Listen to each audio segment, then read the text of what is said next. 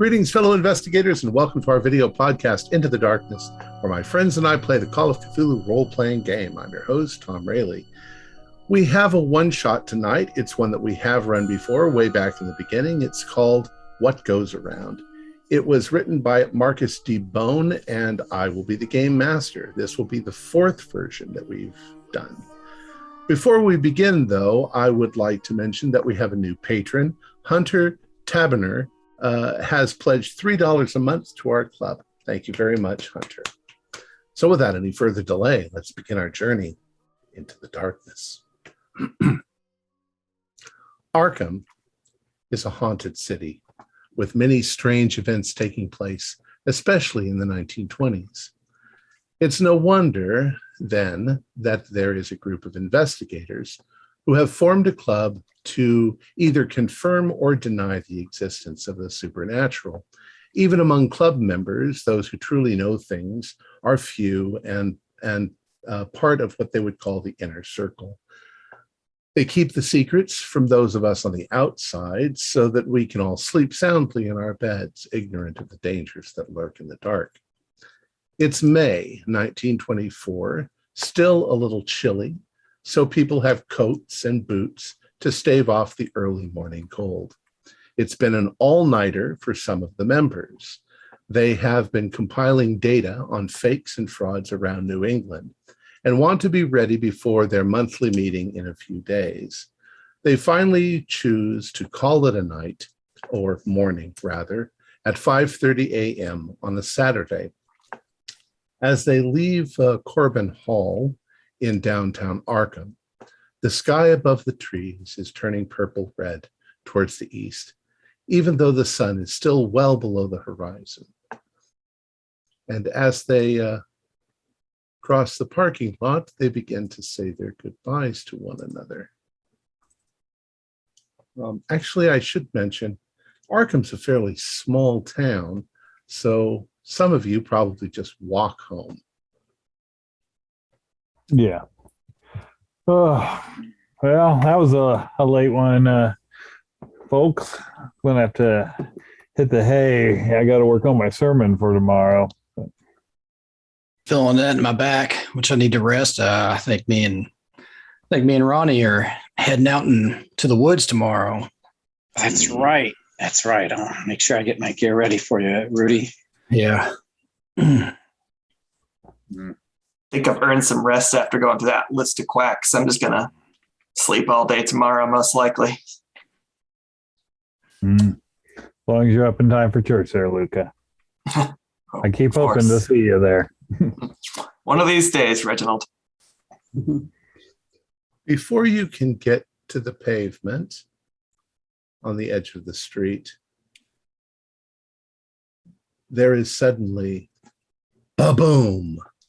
And directly across the street, well, not directly across the street, but slightly kitty corner, one of the buildings explodes. Bricks come flying in your direction, broken glass in the street, a huge ball of fire erupts from the front of it.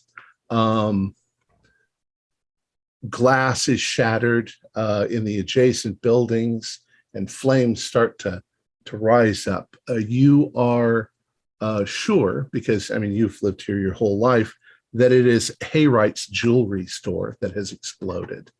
Up and down the street are other shops, and some of them have residents living above them. Lights start to come on everywhere. Yeah. This is, you can all do dex rolls to see if it actually knocked you down, the concussion blast from it. Oh yeah. Yep, 92. 26, I'm on my feet. All right. So if you failed, you're going to take 1 point of damage because you probably got hit with some broken glass or something. I'm just your ears are ringing too. Yeah. What the hell was that? I'm running towards the building, see if I can pull anybody out. If this is going to catch fire and go up more. This is about 5 o'clock in the morning. Mm-hmm. Ronald, you run towards the building. going There's to. flaming debris in the streets. The whole inside of the building is engulfed in flames, and it's going up through the roof. And you're pretty sure the whole building's going to go. There's concern because the buildings next to it, these buildings don't have any gaps between them, so it could start other things. You don't expect the firemen to get here for at least another 10 minutes or so. It's going to, they don't even know about it probably at the moment unless somebody's telephoned. Is there a shop? You don't see anybody inside. I'm sorry, what was that, Leslie? Or is there a home above the shop or not? There is not in Oh, this case. Okay. Yeah. Where's the nearest hydrant? We need to form some sort of bucket brigade here. Yeah. There is a hydrant down the street, but you don't have any way of opening it. Okay. It takes that special range. As I get up, I yell at Ronald because he's getting closer. I was like, pull the fire alarm in the adjacent buildings. Get those people up. On it. I think they're awake. Yeah, I'm getting up to my feet and dusting off and taking off, running, same direction as Ronald is. Yeah. Right. Don't get too close. It could be a gas leak or something. You definitely get the alarm. You can hear the alarm ringing now. So maybe way off in the distance, you hear the fire brigade on its way. I would like you all to do spot hiddens for me. Ooh, that's a strong suit. Oh, nice. That is exactly an extreme for me. I got an extreme also. I'm going to make two. I actually hit an extreme too, a 4. Wow. How did you do, Stuart? Oh, just as I said, that's my strong suit. I rolled a 92. Okay. Yeah. Which And failed. Madeline? I'm spending 2 points. Okay, I don't want you to spend any points. Okay. So you failed? Yeah. Okay. 1 second. All right. So Ronald, it's probably because you've run into the building to pull the thing. And Madeline, you're looking around, noticing people now coming out of their houses or out of their buildings, dressed mostly in, night clothes and things like that. Reginald, Luca, and Rudolph, as you are scrambling around and looking, you all catch a glimpse of something inside the building, inside the burning building. You see the flames, it's horrible, the smoke and the billowing blackness that's rising up out of the building. But as you look, something in the middle of the shop seems to sort of rise up in front of the flames, like, at first you think it's like a big dog. And then you realize that it's much bigger than that. It starts to circle around and it moves forward towards the broken window that flames are now licking out of. And this thing climbs out of the window onto the pavement in front of the shop where there's broken glass and flaming pieces of wood.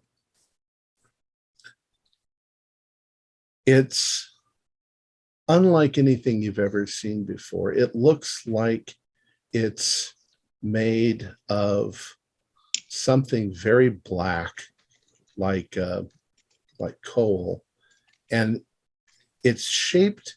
It's hard to describe the shape. It's shaped like a bear or a wolf or some sort of horrifying monster. And it seems to flicker all over with a kind of purple radiance, like St. Elmo's fire. And its eyes blaze with a blue sort of flame. Mm. Oh, The hell's wrong with that freaking dog?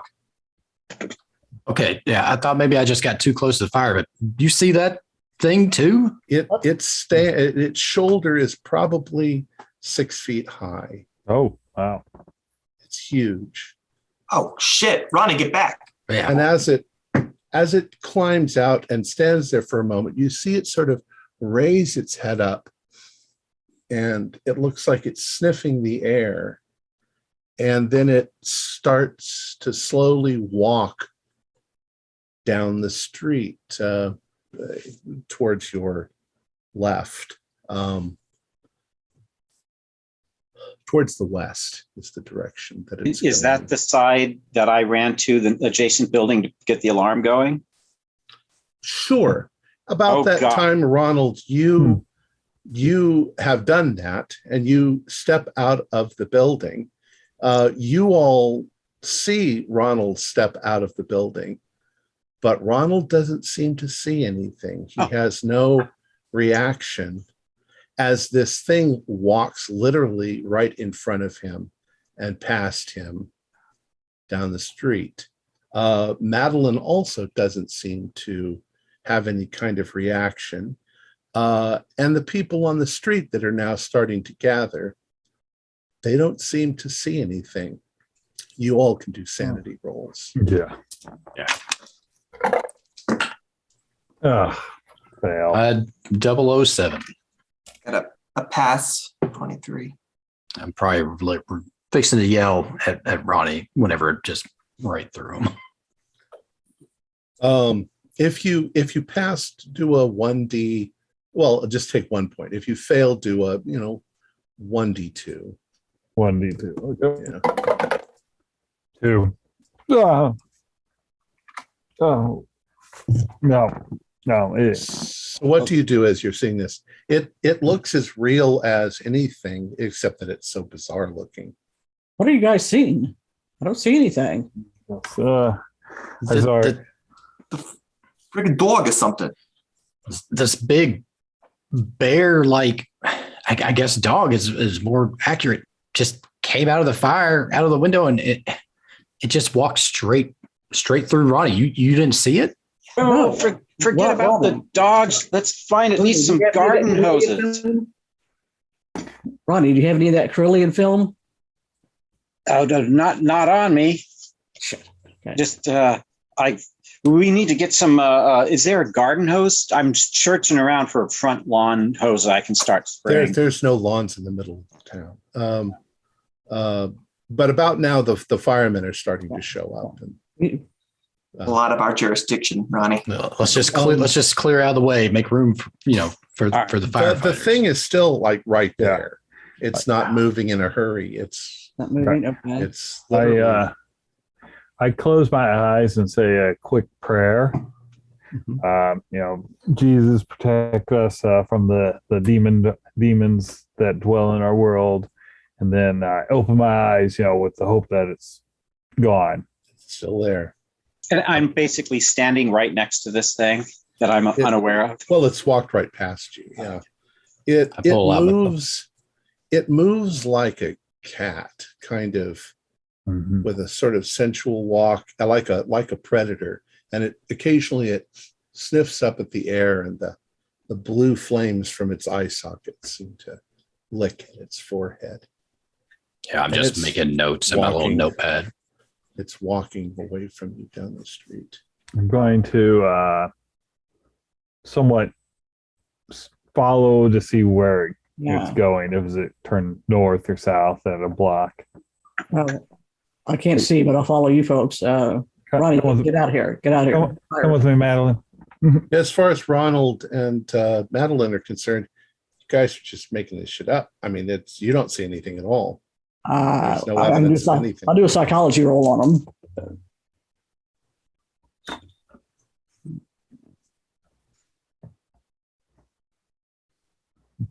Oh, I don't have one. Okay, never mind.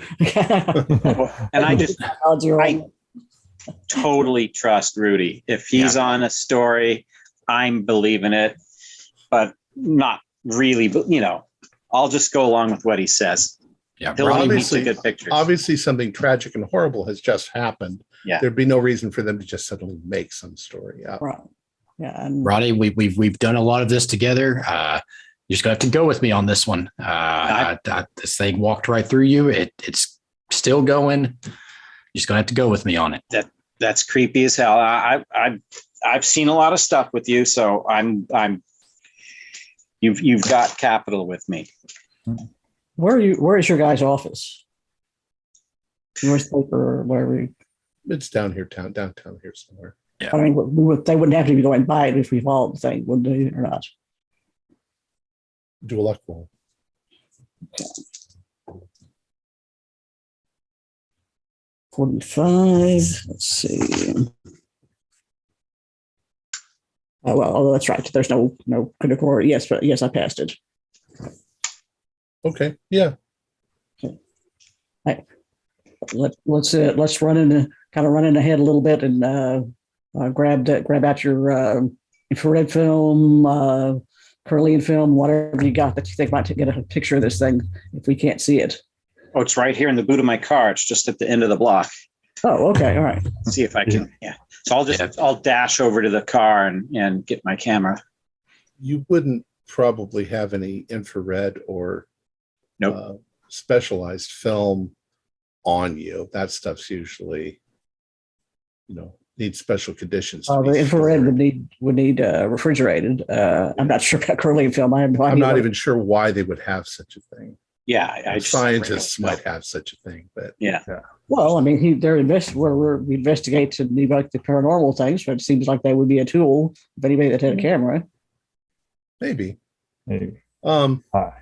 Sorry, regular right. So Reggie, film. you're following it. How close are you to it? I'm trying to say about a block back. Okay, so you're about 50 feet back. Yeah. And then Rudy and Luca, what are you guys doing? Are you? I think- following? Yeah, after a minute, I'd pick up, follow after Reggie. Okay. I hesitate. Shit, and I follow him. So as you are following this thing, it gives you the strong impression like it's looking for something or trying to locate something by smelling the air. And as it crosses one of the streets, across the street is one of the old cemeteries. Mhm. There's lots of those in New England. It walks, it turns at the corner and walks into the cemetery, sort of leaping over the corner wall. And as you watch it, it starts to take a few steps into the cemetery, and the sun just starts to peek over the horizon. Mhm. And the first beams of light start shining out, and you realize that the thing is becoming translucent. And as the light starts to build, it seems to be fading. You see that? See that, Luca? It stops in its tracks for a moment, and then it turns its head and it looks back right at you Oof. as it fades away. Oh, I got the camera. it just disappeared. It just disappeared with the sun. It just disappeared. It's gone. Maybe it left footprints in the dirt. This is the cemetery.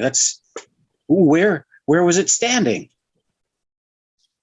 Oh yeah, Right just there on over the here. horizon. Yeah. Yeah, we see any tracks of any kind? You don't. You actually would have to go down to where the iron gate is and go through there, unless you want to try to climb over the fence. It's a Yeah. wrought iron fence. Oh, But when you get inside, there's no evidence of any kind of footprint or anything like that. You're not exactly sure where it faded out, but you look at the graves in the area, and they're, old family graves. Yeah. Nothing in particular that stands out. Meanwhile, you can still hear the fire engines. You can see the smoke rising up from downtown, which is just 5 minutes behind you.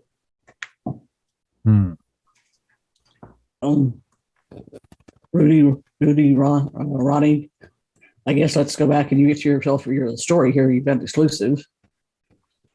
Yeah, this is quite a. Yeah, this is We'll terrible tragedy. get back there, get a couple quotes and some pictures, and Yeah, No. God, I hope everyone's okay. Hope no one was hurt. Yeah. me too. I'm glad I didn't set out a couple minutes earlier. I would have been. That's my way home, walking. Huh. Gotta figure the place is probably closed, right? Oh yeah. I mean, 6 a.m. Yeah.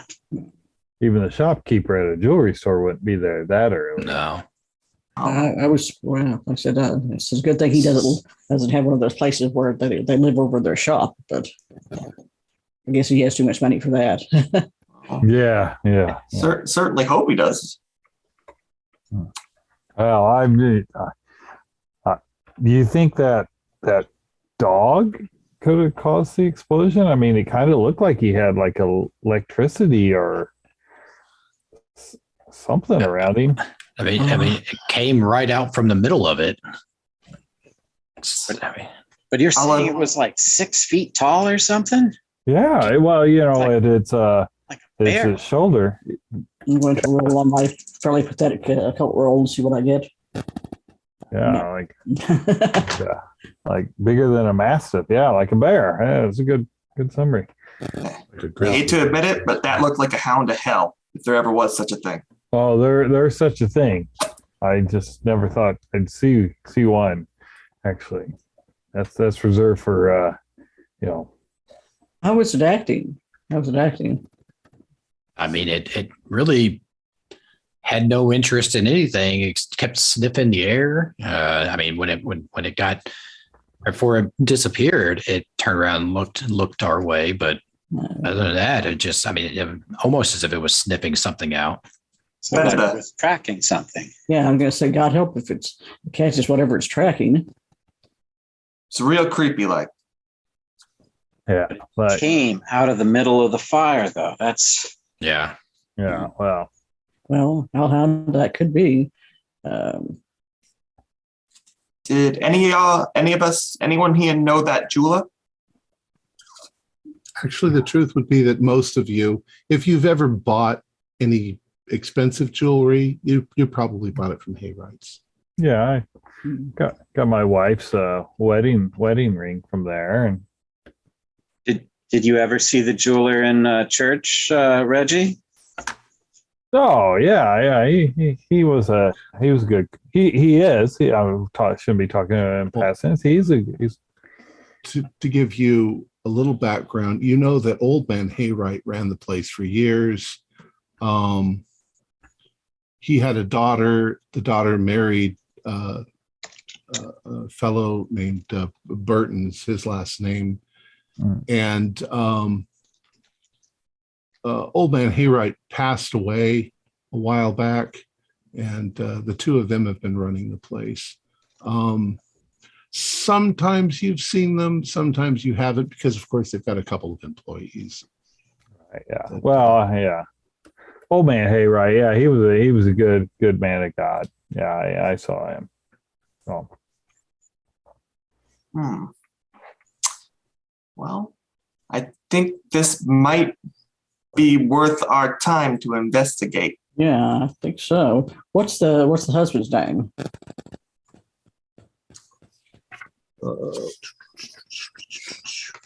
Wait, where's my? Oh, I put my keyboard on top of it. John Burton, John Burton. and Valerie Haywright. John and Valerie. An Old Man Haywright was Avery Haywright. Yeah. And although he probably did go to church, but he was the kind of churchgoer that was rather staunch. He's kind of a hard man. Mm-hmm. You know, he was in charge. So. Well,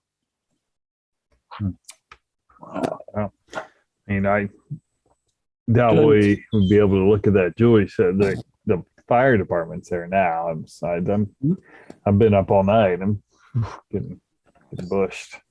I'd suggest Rudy, that's your cue. Maybe talk to them, see if they know what might have started it. Yeah, I'm gonna make my rounds. Just ask a couple of those bystanders if they saw anything or heard anything just before, and if I see a firefighter who's not engaged in doing anything, ask if they know anything about a source, anything like that. Rudy Silverstone with the advertiser. I got your 6, Rudy. By the time you get back, yeah, there's a lot of commotion going on. There's a lot of people standing around. You get asked, of course, did you see anything? I mean, if you were across the street, then,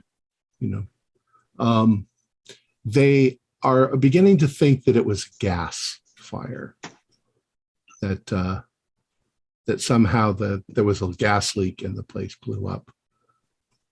Okay. It's engulfed. I mean, it's going pretty fast, but probably by, in a couple of hours, they've managed to put down most of the fire and it's just smoldering garbage. And they managed to keep it from seriously damaging the buildings on either side of it, which is good.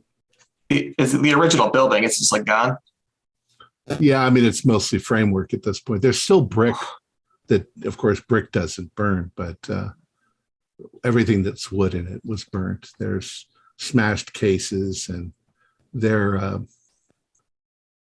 of course, there's probably some insurance going to be involved. So, and there is jewelry in the shop, so they need to keep people, secure. They've got police there as well by this time, and people are, expressing their, horror at. Hopefully nobody was killed, but you don't really know yet. It's not like the examiner can't get in there yet to look around. Yeah. All right, fellas. What I say, maybe we get a little bit of shut-eye, and then once things have calmed down a bit, we can get back at the office, maybe take this on as our next case. Might finally be on to something here. Once the commotions die down a little bit, maybe we can go and talk to the owners. Right. I can recommend a builder to rebuild it and offer my services if they want to make any changes to the place. There's an end. Yeah, to get in. So, yeah, I agree with you, Luca. Like I said, I don't think anyone's seriously hurt that I can see, and if anyone was, and All right. So let's just to cut out all of the some of the time. We'll assume then that you should go back to go to sleep. You expect there'll be something in the newspaper in the morning concerning the blast. But do any of you want to get up early and go back and see what you can see? I'd want to get like an aftermath photo or two for the story. Yeah, I gotta see if I can see any trace at all of whatever that was that came out of it. Okay, so we'll say that by 9 o'clock, you've gotten back. The others will come along later. Yeah. Once. All right. So as you are approaching, of course, there's still some smoldering, but mostly everything is wet now. And the fire chief is there, and medical examiner, and a couple other people like that are a couple of deputies, whatever, that are in the building, sort of looking around. They see you coming up. What's your business? Rudy Silverstone with the advertiser. Oh, okay. I know who you are. Yeah. From the advertiser. Yeah. Are you going to get some pictures? All right, fine. Just don't, take anything. Yeah, absolutely. Do you know anything else? I mean, we were here we just stepped out of our office down there earlier when it happened as soon as we stepped out. And so you saw yeah, the fire. blew me down on my butt, knocked me straight down. Well, unfortunately, it would seem we've got one body. And he sort of indicates over into a corner of the building where there's a sheet draped. Apparently, Mrs. Burton came down to the shop early to open it up, and there must have been a gas leak, and it exploded. Her husband was unaware. We went to his house about 7 and had to break the news to him. He was still in bed. He was quite upset. Understandably.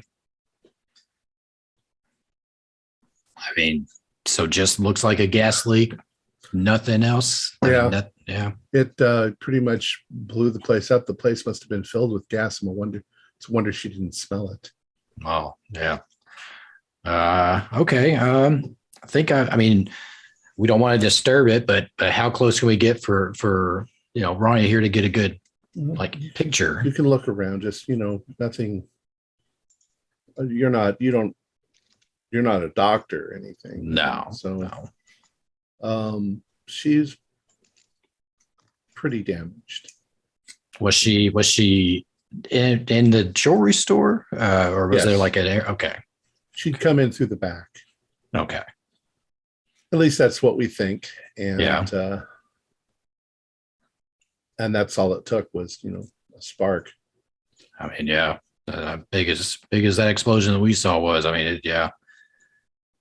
Shame. It's a shame. Ronald, you noticed something, or do a spot hidden. Sorry. Not going to be cocky this time.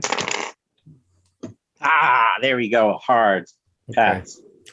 In the back of the shop, there is a large, maybe 6 foot high safe,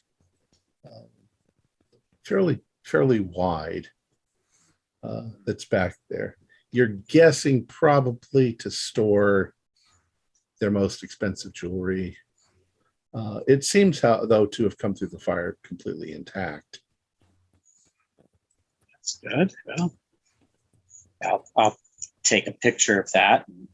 Just Rudy. Yeah, looks like at least maybe some of their finer pieces are safe in that safe back there. Well, that's a pretty impressive safe to survive that big blast. I mean, I know they're designed to, but that's It definitely did. Although it was slightly open when we got here. Once the place cooled down. Oh, really? Is there anything in it? Was it cleared out? Well, we closed the door. We want to okay. figure, when he gets here. If you'll excuse me, I have to go over here. Oh, yes, thank you for your time. Thank you. So you're not alone in the shop, but you're not really being watched. Huh. So I'm gonna, Ronnie, I'll kind of go this way. If you want to get a peek in that safe, if anybody comes up, I'll start asking them questions.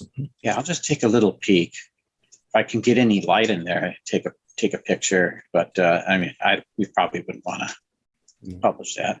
But yeah, I'll take a little quick peek. Yeah, I'm gonna be ready to head off anybody who comes in. All right. So let's say that Rudolph goes over to where the body is, and there's an assistant, a deputy standing over there. Looks a little sheepish, like it's a little green under the gills at this point. He says she's burned up pretty bad. Well, that's terrible. Hopefully she, I don't know. Hopefully it was quick for her. It's a terrible way to go. Hope it was quick. I think it would be quick. Yeah. Ronald, as you're looking at it, the door's slightly cracked open. You sort of can sneak, be stealthy. You notice, of course, that it's still a little warm It's not hot, but it has been baking. The inside, however, seems to have been pretty well insulated from the fire. And you can see there are a number of flat drawers with rings and necklaces and stuff like you'd expect to see in there. But there's also a file folder on the top, kind of wedged in sideways. Huh. Interesting. Well, this might be good for a scoop. Maybe just take it out into the just sort of grab it. You're breaking up just a little bit. Take a picture of it, and I'll slide it back. Oh, sorry. When you pull it out, you can see that there are a number of documents inside. Yeah, you're frozen for a second there. So when you pull it out, all right. When you pull it out, you can see that there are a number of documents inside of it. If you took photographs of them, you would set the flash off.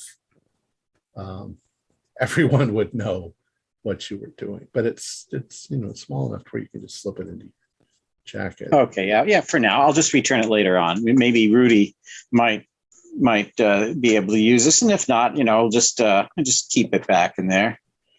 I'm no thief. Just want to get a good story.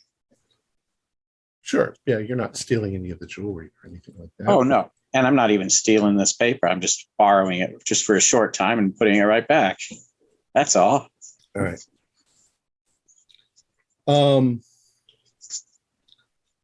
So unless you want to covertly take a look at the body, and you're pretty sure how horrible it's going to look because it smells like cooked bacon.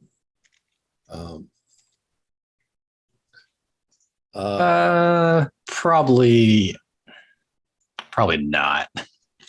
Okay. You guys spend another short amount of time taking some pictures of the building, and then you leave. Now, your normal meeting place is, once again, it's Corbin Library across the street. So if you go there and wait for the others, they'll show up shortly. Okay. Yeah, I mean, I think unless you got somewhere to be running, let's go down to the hall here and wait for everyone and see if you got anything out of that safe. We'll take a look at it. Yeah. It's I wanted you to show you this. When we we'll get inside and I'll show it to you and go through it. I want to put it back though. Just have a couple hours with it, and that's all. Yeah, we'll get down here and start a pot of coffee and see what we got. Yeah, maybe 2 pots.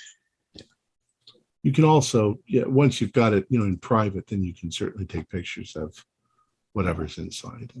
Yeah, I'll do that. All right.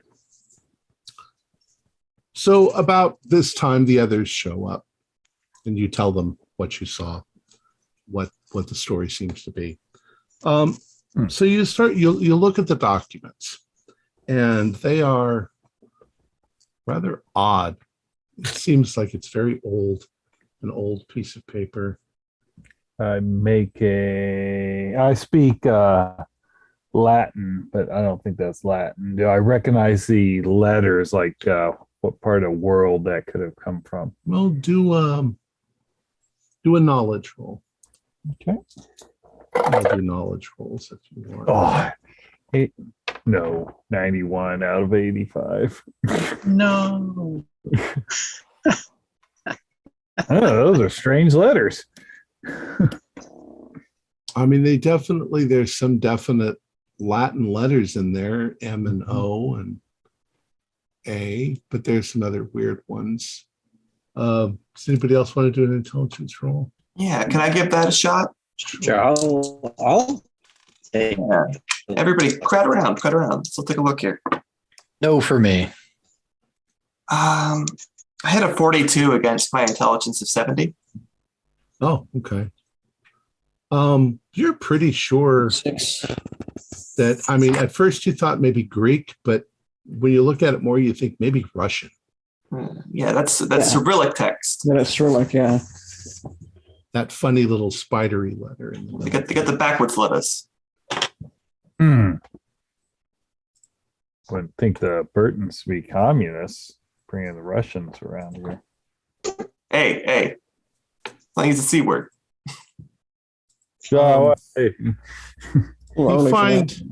You find another small piece, somewhat like it, this time in more what looks like more modern type. Yeah. And then the final odd piece that you find. The Dormant Travel Bureau. Dear Mr. Burton, please find enclosed your travel itinerary. Be aware that your liner leaves pending last tide on the noted date. Unfortunately, we are unable to yet confirm the name of the liner on which you will completed your return voyage, although we will advise you on this on your arrival in Vladivostok. We wish your journey to be pleasant and safe one, and do hope you find Russia an exciting and wondrous country. Yours sincerely, Peter Dormantry, Travel Manager. And that's dated about 3 months ago. And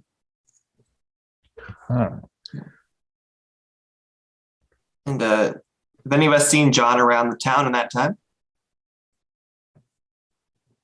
Well, they said they just spoke to him this morning after, they actually broke. I mean, they broke the news to him about Valerie. Valerie. Could he have been there and come back just last night or the previous day or something like that? Maybe. I mean, Vladivostok. I mean, that's sailing. He would have had to went through the Panama Canal, and that's true. I mean, that's a long sail, or take a train to California and catch a liner out there. I mean, wow, that's once again, that trip would have been about 3 months ago. Yeah. So could have. Not recent. There'd be time for him to go there and get back if he didn't dawdle around there, is what you're saying? Yeah, he could have done it, but yeah. That's how you understand it. It's kind of an interesting time for Americans to be going over there. Yeah, I mean, Political situation. I wonder if he brought something back. I mean, we can go ask the guy if he's in town. Oh yeah, let's Mr. Burton. Sorry about your wife, but did you travel to Vladivostok and pick up something that you shouldn't have, that bring it back to Arkham that might have caused her death? Well,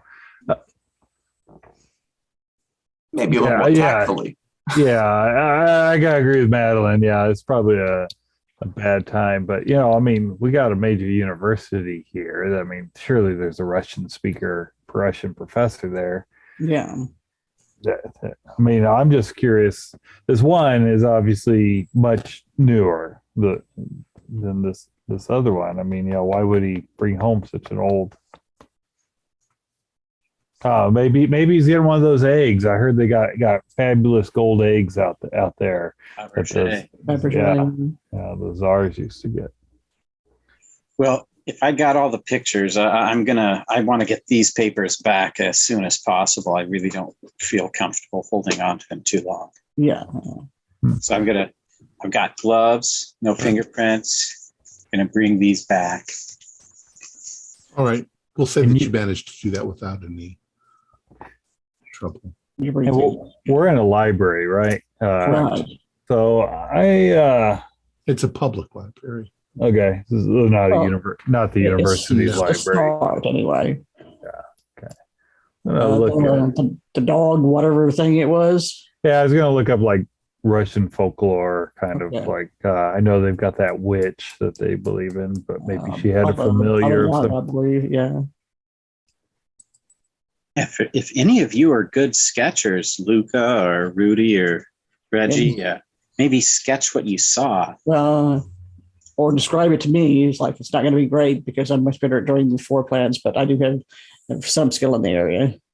That's a good point. Yeah. I mean, I can't draw, but I mean, it was just like we said, it's just kind of a big dog-like bear Okay. creature. Eyes kind of glowed blue, but kind of moved more kind of like a cat moves, I suppose, Okay. When you say what part of it was dog-like? Right. I mean, the general build of it. It's just, build. Yeah. What about the bear? Was it because it was? I'm putting words in your mouth, but is it just because it was so large, or was there bear-like features? I think just because it was so large, more bear size. Okay. You also got the impression it was covered in black fur. Black fur. But it was like on fire, but like with purple, like Cinnamon fire. Okay. Yeah. If you were going to say like a dog, what sort of dog would it look like? Maybe sort of. Hopefully not a pug. Hey, I ain't ever seen any kind of dog, anything like that. I would perhaps wolf-like. Yeah. Wolf-like. Okay. All right. I'll proceed to try to draw a wolf-like, but kind of overemphasize some of the musculature in it. Yeah, I mean, if you could just find a picture of Cerebus and remove, that'd be pretty close. The other two heads, okay. Yeah, remove two of the heads, obviously, but yeah. I mean, add purple fire, right? Okay. I mean purple flame sort of thing. Yeah. All right. So I'll draw that, but I'll draw that let's see how bad it turns out. Not exactly a chihuahua. Yeah. Okay. Well, let's see. She's got 30 and it's 48. I'm not sure she wants to spend and the thing to make it look like a good drawing, but here's a rough thing. I'll work on it later. Yeah. There's no point. Yeah. I was going to go dig through some of the books. Yeah. I was, like I said, looking up Russian folklore, kind of like. Russian folklore in the Corbin Library, you're not going to find too much. You'll probably find the story of Vasilisa and Baba Yaga and stuff like that. But other than that, there's not going to be much there. I'll try European folklore, specifically looking for references to black dogs. There's Grimm's. What you'd expect to see in a public library. Yeah. No, nothing really deep or detailed. Is that okay? Well, it looks like it's Miskatonic then. Yeah, might need to take a trip over to the university library. We can also get those documents translated too. Yeah. Yeah. 2 in 1. Yeah. Yep. All right. So, you all going to go? Yeah. Nothing else going at the Corbin.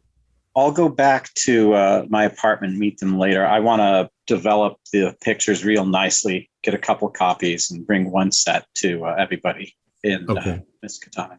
All right. Oh, yeah, so you'll have a rendezvous point somewhere. Yeah, I'll meet you guys in like 3 hours, 4 hours. Okay, so we'll do some investigation and then make an appointment with one of the Russian professors that speak Russian, that teach Russian. Like a plan. All right. So you head on over to Miskatonic. It's not far at all. A few blocks over. Miskatonic, like most universities, is kind of always a bustle with people walking about.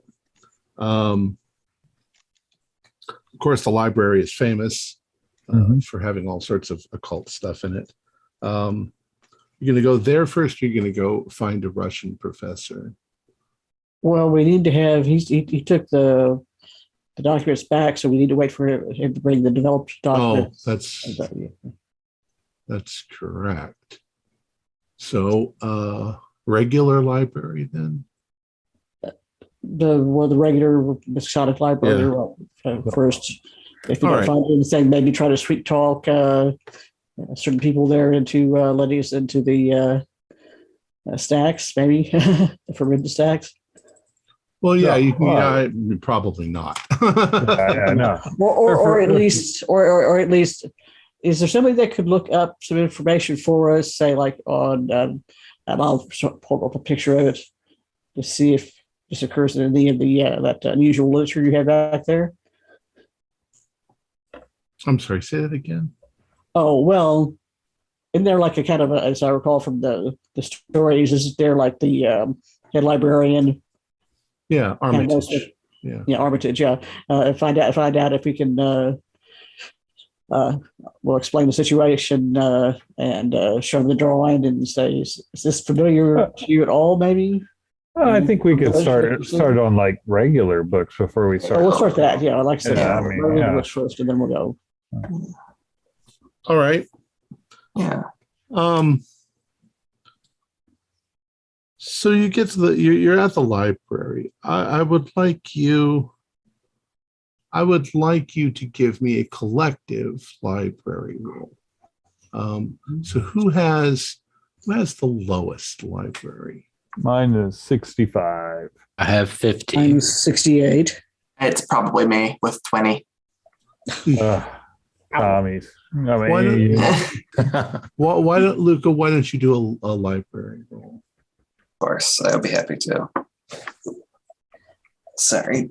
Let's see. 42. So you spend about an hour looking through various texts, seeing if you can find anything. You don't really find anything specific. Russian, there's not a lot known about pre-Christian Russian folklore. There are some obscure texts that you're kind of looking to see if you can find. There are references in those texts to other texts. So an hour goes by. Now, let's say, Rudolph, you go ahead and do a library roll. Okay. 49 out of 50. Oh, very, very nice. So at some point, you put your hands on a book.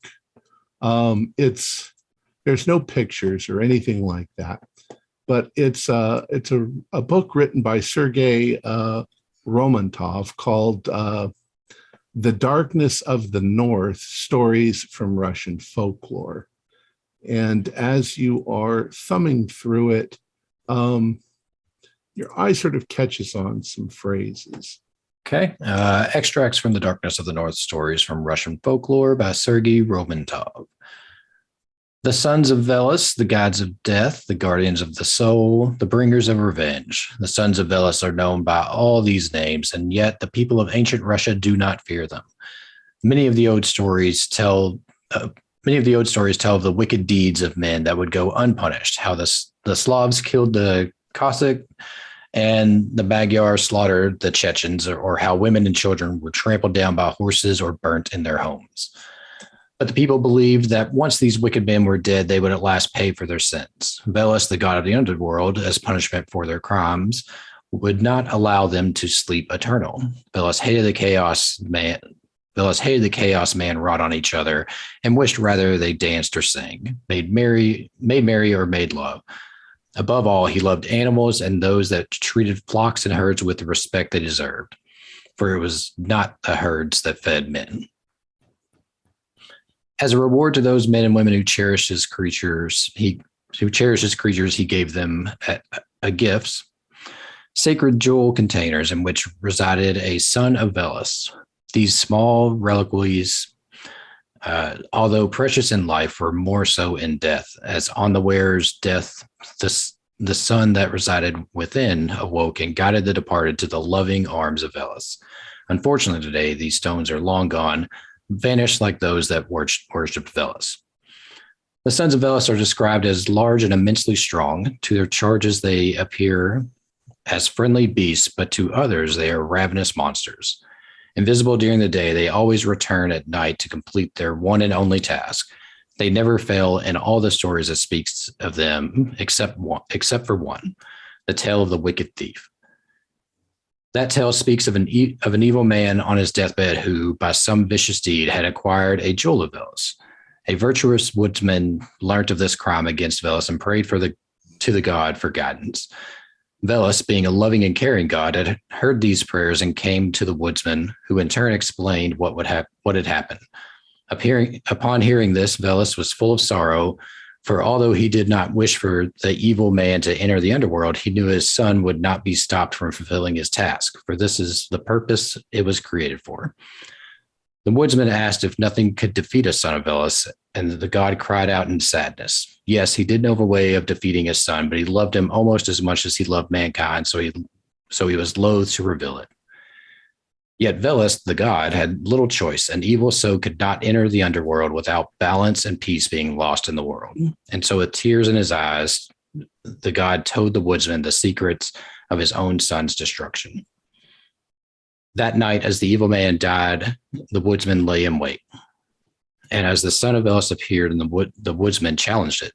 With a large mirror, he confounded the sun by showing it its true reflection. As the beast stood gazing, the woodsman raised his bow and lit the head of one of his arrows. Taking aim not to miss, the woodsman let fly, striking the sun in the heart. How terribly did the son of Ellis cry out.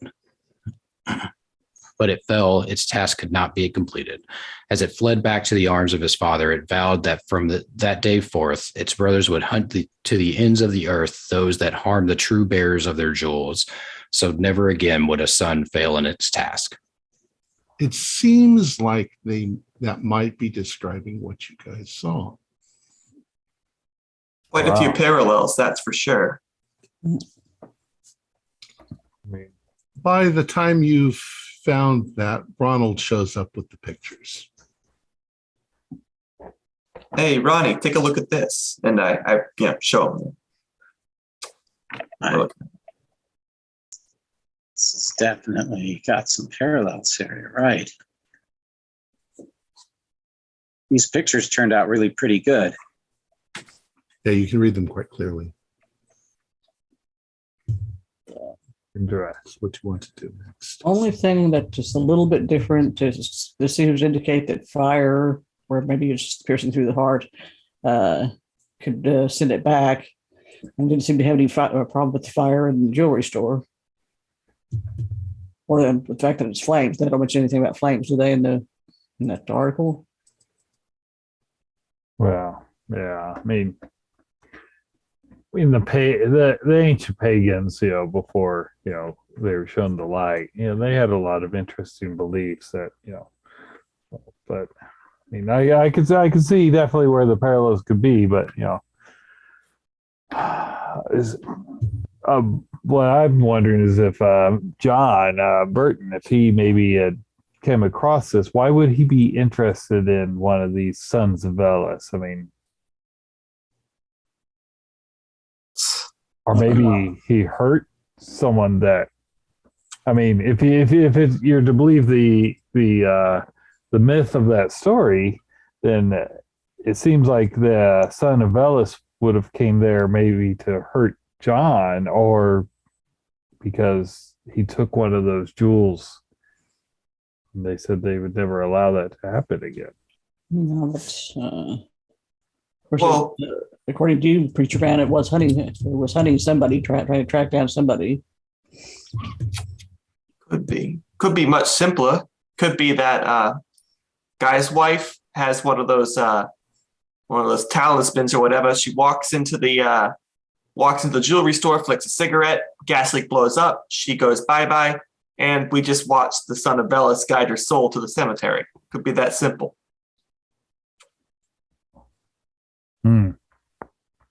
Did you see, well, I don't know if you see us all, did you see anybody following the? Nah, just the dog. Yeah. Let's see if we can get these translated. Maybe that'll give us some more answers. Ronnie, that's some good work there. Thanks, Eddie. I think we may later on have to visit John. I can always pose as just collecting information on the blast for the paper, and to get us in and see what we can find there. I could be coming by, to comfort him. I mean, Yeah. everyone needs someone to pray for in times of sorrow. That might be a better way to get us in. He might not appreciate a grieving husband might not appreciate the press. So yeah, maybe that approach would get us further in. I don't tend to get on too well with business owners, but I think I'd keep a lid on it at least for the day. So what next? Translators. Yeah, the Russian department. We know where that is. Yeah, it's easy enough to find. The languages building. All right. You travel across campus to the languages building. The professor of the Russian language is Nicholas Kokolov, Professor Nicholas Kokolov, and he's in his office as you knock on the door. Yes, come in, please. What? You don't look like students. What can I do for you? Professor, we were wondering if you could assist us with a translation. Oh, yes, of course. I have, a little time. What do you need translated? And Ronald, you got the pictures of it? Oh yeah, right here. This is hand him, present him that. Seem to be two different time periods Yes. of Russian, as near as I can tell. Well, let's see this one here. This the smaller piece. Give me a moment, and he writes something out on a piece of paper, and he hands it to you. Yes, it's from a book called The Darkness of the North. Here you can read this. Yes. The translations, the excerpt from The Darkness of the North. The Sons of Ellis are the guardians of the soul, guides in the afterlife, to touch their resting places to ensure your safe passage to God. Born from their Father's love of all that is good in the world, they reside in small trinkets awaiting the passing of their owner to help them leave the mortal coil. Yes, it's from The Darkness of the North. I believe we have copies of it in the library. You can find that it's written by Sergei Romanov. Yeah. I'm sure it's there. Now this other piece, by the way, Stuart, is it, did you give him a color picture or a black and white? It's black and white. Yeah, color photography would be a little advanced at this point. Yeah. This is interesting. Where did you get this? A museum or something? It's very old. Yeah, museum. It's very early Slavonic, difficult syntax. Fascinating. This will take me a little bit of time to translate.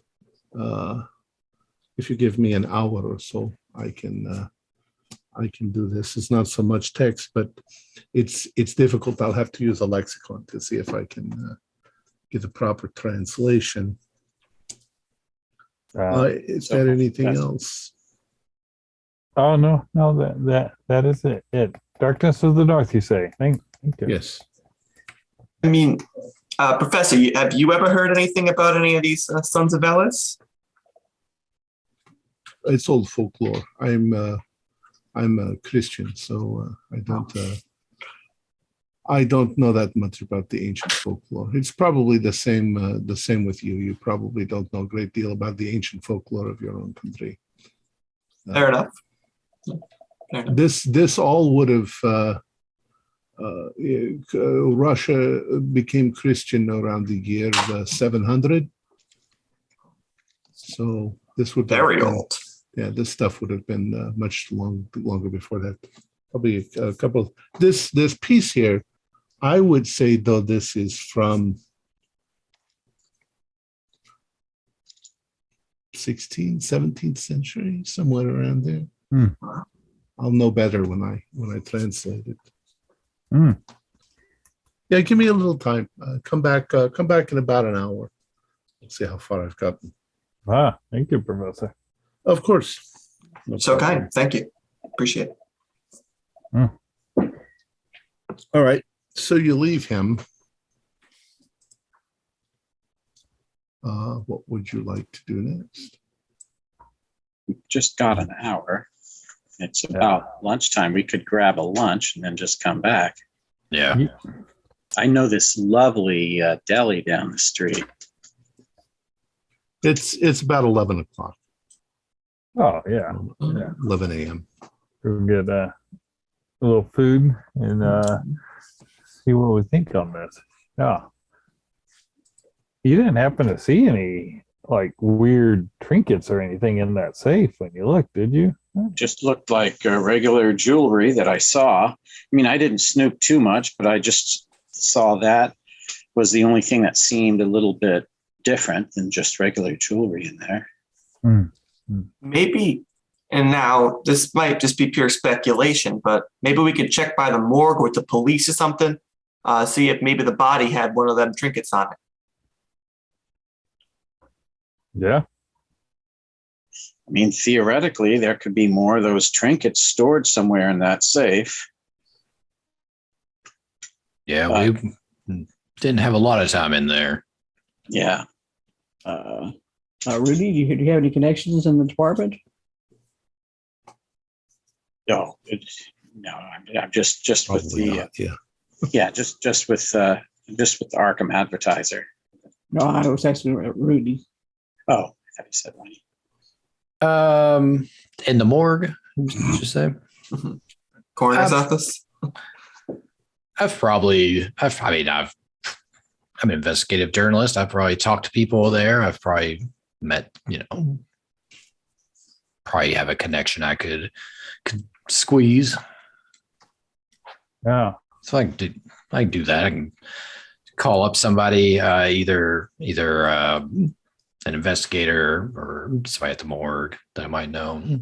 See if there was any jewelry on the body or anything. Yeah. Can do that on this little hour we have. Well, I'm gonna get something to eat because although man cannot survive on bread alone, you still need some bread. I think I'll join you, Reggie. Yeah, sounds good. Nice pastrami on rye. Sounds good, right? All right. That does sound good. So you have a nice lunch. And uneventful. And you waste about an hour. So what next? We go back to the professor. Yeah, I think I'll make a call first. Okay. Probably to an investigator in the police department, somebody I know, just to see if there's any details on any jewelry that may have been found. So, yeah. All right. Nothing. It's you're gonna have to do a persuade Okay. because they're not just gonna tell you. Okay. Yeah. Or maybe not. Yeah. Got a little bit in persuade.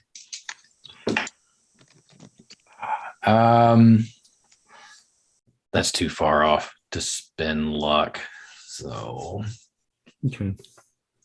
So they're not really, especially with the press, they don't want to discuss things. yeah, I'm not going to release anything. I'm just just interested. It's just policy. We don't. I get it. I wouldn't pressure you into sharing anything. You really don't need to. I appreciate it though. But I will give you a luck roll. Okay. To see if you know someone, a doctor or somebody that you can get to. Nope. That is a 76 on a 60. That's Yeah. a miss. Rats. Yeah.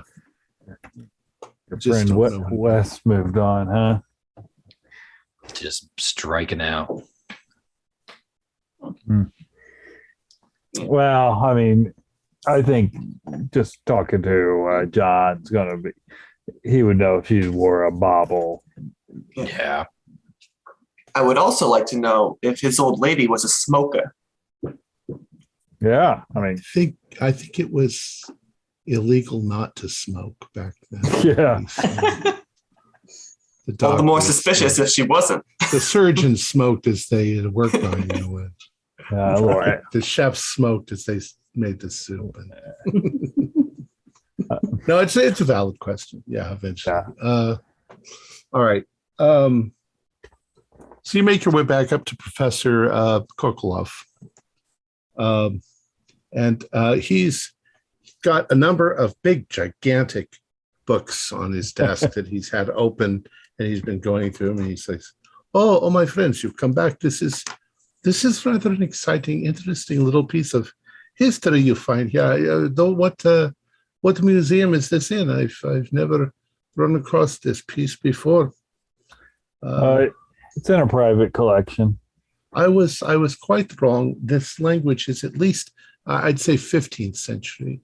Is probably closer to what I said before.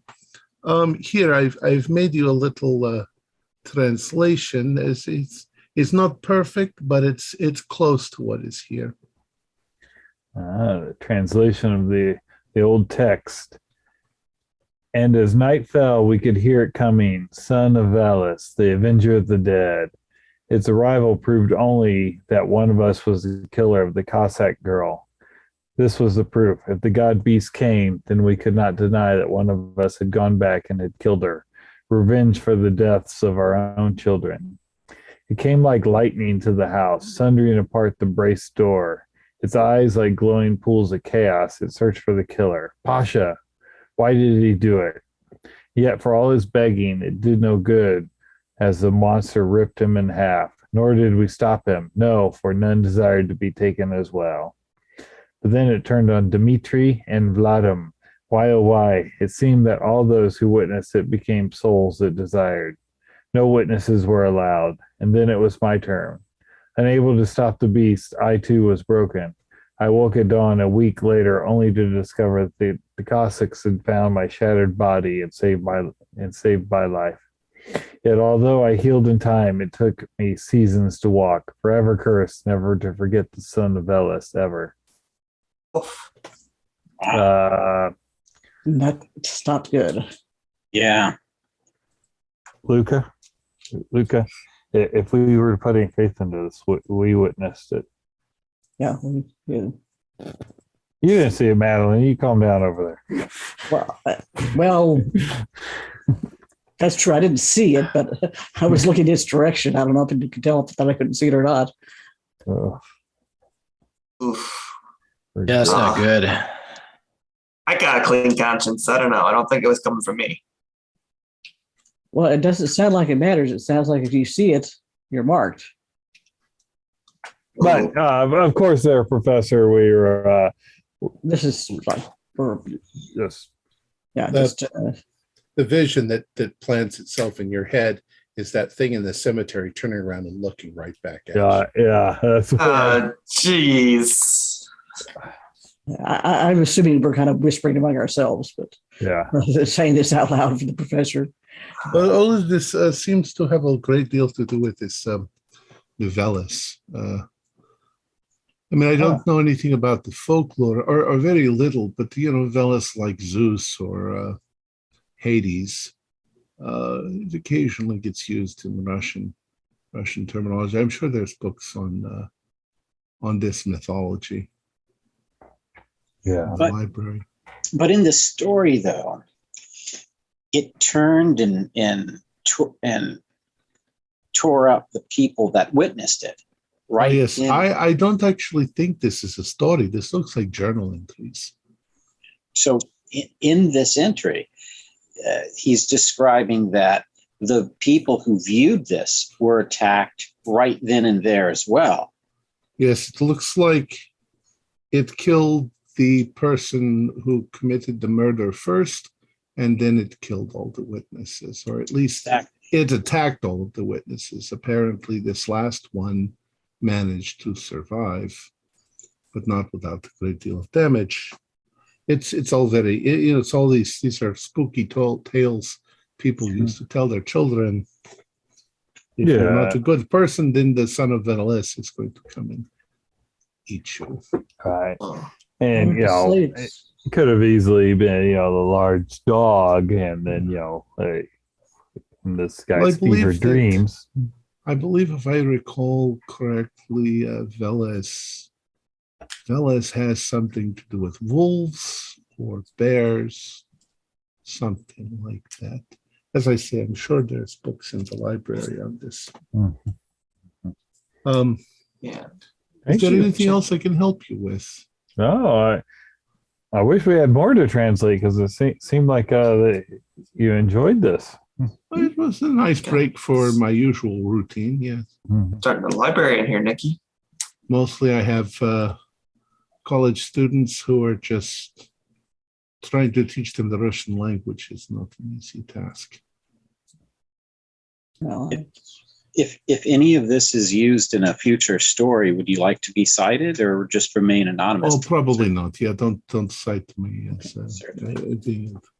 Is there a story in this? Just research. That's all. It may be, maybe not. do you know any professors that are in the university that have strong grounding in Russian folklore that we might be able to consult later? I don't think so. I don't think we have that kind of a department in our school. Where would these books be that you the main section of the library or the special section? I mean, I'm assuming that would be there. No, they would be in the regular. Okay. I have no idea. Probably with other folklore. I think there's a fairly large folklore section.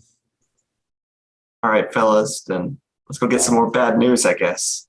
All right. Well, thank you, Professor. Yes, You all thank have you a very nice much. day. Been most helpful. As we go out.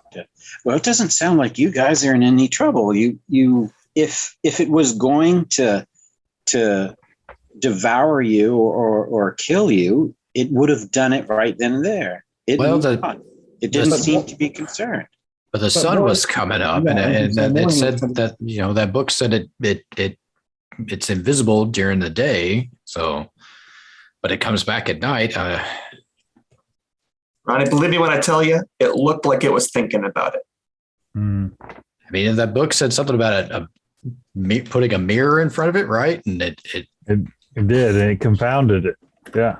then we they shot it with a Flaming arrow. Not a superstitious man, but I think I will be investing in a makeup mirror. Might need a bigger one than that. Yeah. And a bow and arrow. It's about 12:30. Well, Hit up the library. Yeah. Might as well we're here. Back down to the library. Mhm.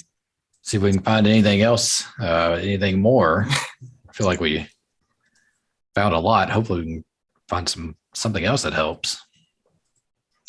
Oh, could I swing by the site to see if anyone's been by to rummage through any of the remains there in the safe?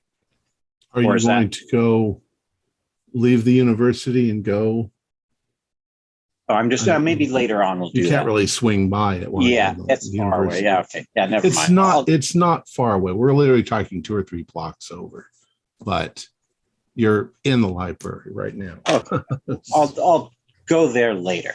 Okay. Yeah. Want to see if anyone's coming by for that stuff. All right. Why don't you do a library roll? Well, whoever's got the best library, now that you know what you're looking for. Yeah. Let's see. 68.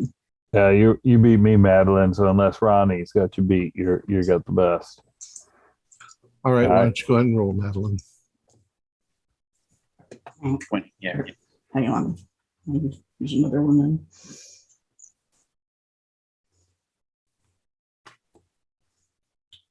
Yeah, What'd you get?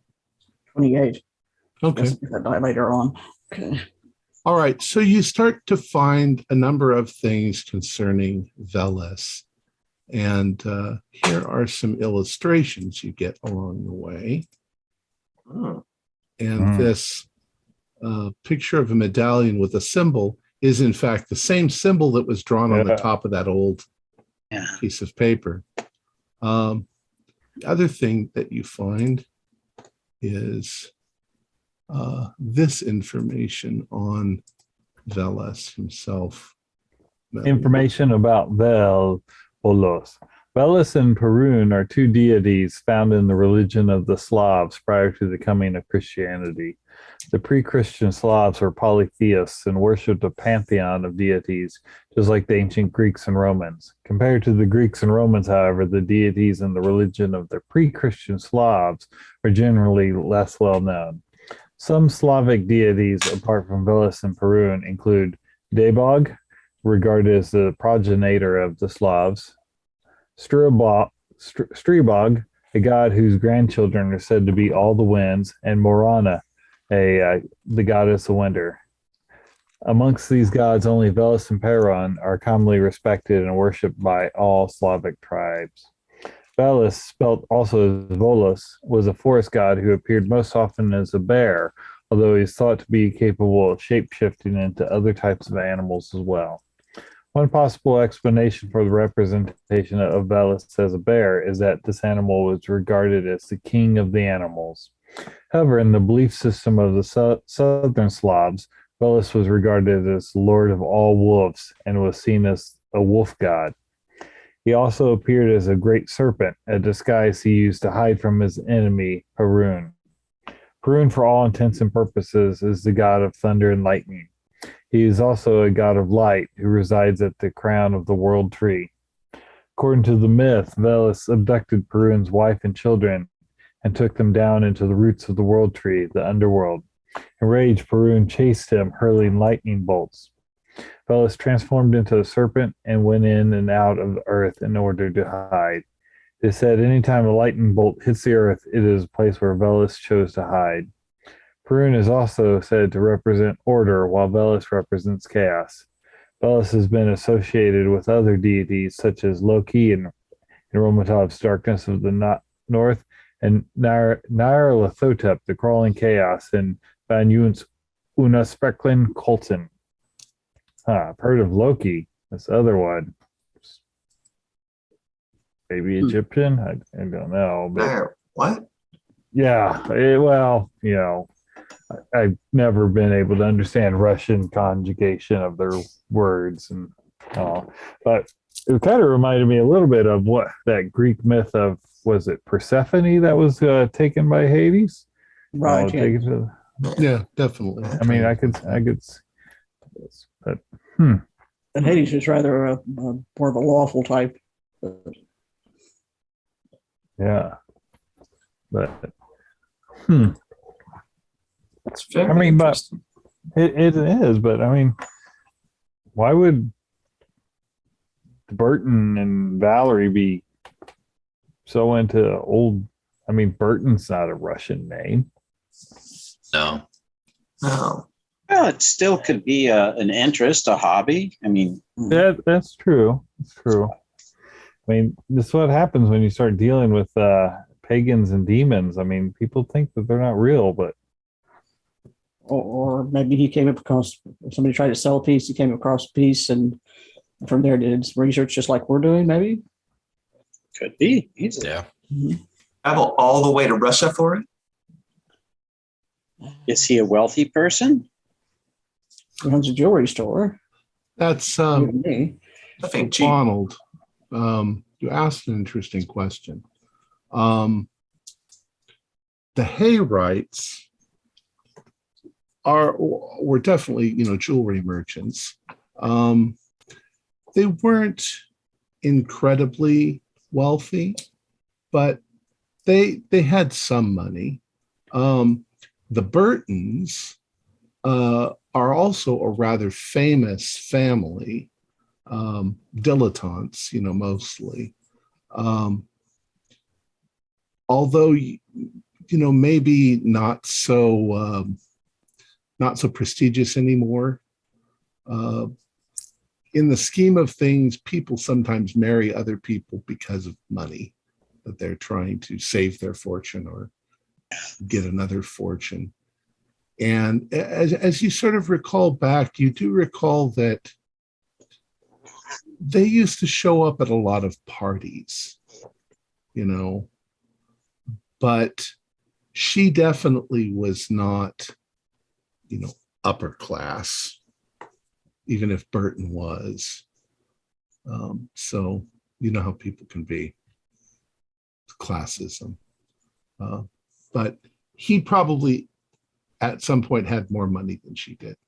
But then again, she now, if the Hayrite, you don't know whether the Hayrite jewelry store went to her or to him. But they had enough money, so by just traveling to, halfway around the world wouldn't seem odd, because most people don't have that type of money. So is this like a major trip for them, or is this something like, they are wealthy enough to travel like that? It's not a big deal. Well, you don't know enough yet. You don't know enough about, was Burton going on a luxury liner, or was he going on a steamer? That would say a lot. Maybe just take a look at the guy's house, see how big it is. Yeah, I think we're going to have to go by his house. We might see while we're here. Did they have anything on who's who of Arkham or Massachusetts, anything like that? In the library? Yeah. Probably not. Probably everybody who is somebody knows who is somebody. But you used to have books like that. Even you kind of know certain names pop up that, these are like the Vanderbilts, in New York. You'd be like, oh, yeah, those people. Yeah. Now, whether any of you have any connections like that, I don't know. Or any of you No, not my credit rating. super wealthy? No. Man, No, barely middle class. Okay. speak for yourself. That travel agency, was their address in Arkham, or was it New York. New York? Oh, okay, so that's too far away. Okay. There was a The phone. wire. It was a phone number. Mm-hmm. Oh, okay.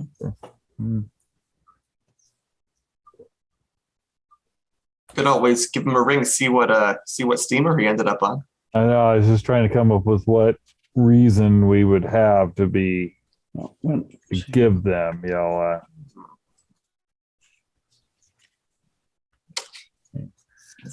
Tough sell.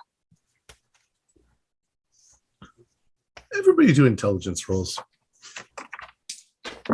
Oh, come on. Critical failure. That's an extreme for me. Hard. Oh, no, Regular. it's not. No, it's not. Hard for me. Regular. Extreme. Everyone passed except me. It does. Avenues of investigation. You guys are thinking to yourselves, the Hayrights had employees, and they had neighbors, and they had business neighbors, all around them. Mm-hmm. You probably find out a lot of information by asking people the questions. Maybe me and Ronnie head back to the store there, and just kind of as a follow up for the paper, talk to some of the neighboring businesses, and see if anybody, just see if we can uncover anything there about Burton and Valerie. Tracking down employees is practically my job, so I'll take a look around, see if I can get in touch with any of the working stiffs. Okay. Okay, I could go talk to the home neighbors. Yeah, that's. Let me think about this. Before I do that, I am going to call up that travel agency and ask, do you have any liners that commonly travel to Vladivostok. Or that would get us close to that Vladivostok.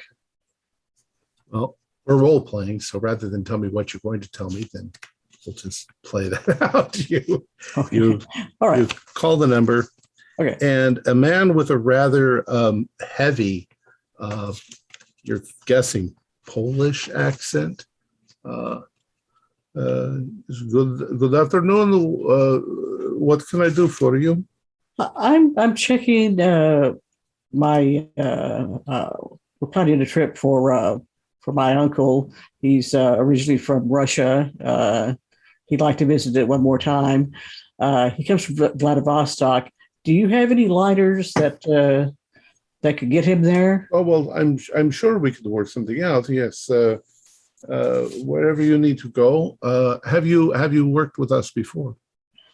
No. Somebody mentioned your name. I think Mr. Burden when I was getting some Oh yes, jewelry the Mr. other Burton. day. Yes, he's traveled on our. He uses us. Yes. Okay. Yeah, because I'm pretty sure he said he traveled over there a few months ago. Oh yes, he did recently had a trip to Vladivostok. Okay. He should be back by now. Yes. Okay. All right. Well, I guess we can ask him, get some what he thought of your liner. What was the name of it again? Well, we don't have a liner. We're a travel agency. We I mean, book you with whatever travel. well, I travel mean, liner. wherever you booked him with to travel is like, what would be the name? Do you know what the name of the ship would have been, or the name? It was, I believe, he was on one of the White Star lines. Okay. Okay, we can check with him and find out if he thinks that's suitable for that gentleman of my uncle's years. And, whatever you need, we can accommodate you, of course. Okay, all right. Well, I do thank you very much, sir. Thank you. You're welcome. And he hangs up.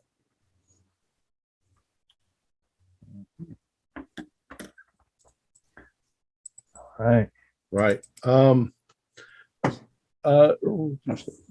Ronald and Madeline, who are you going with? Or are you going to go off on a fourth split in the party? Okay, so where do we have? Where do we have? We don't want to have too many people assaulting neighbors in bunches, but we could spread out and do the neighborhood. We've got a three-way split already. Okay, all right. What do we have? What do we have so far in terms of what are we? I'm going to the home neighbors to talk to them. Okay, and I'm going to go down to the tax collector and look and see if I get any payroll information. okay, all right.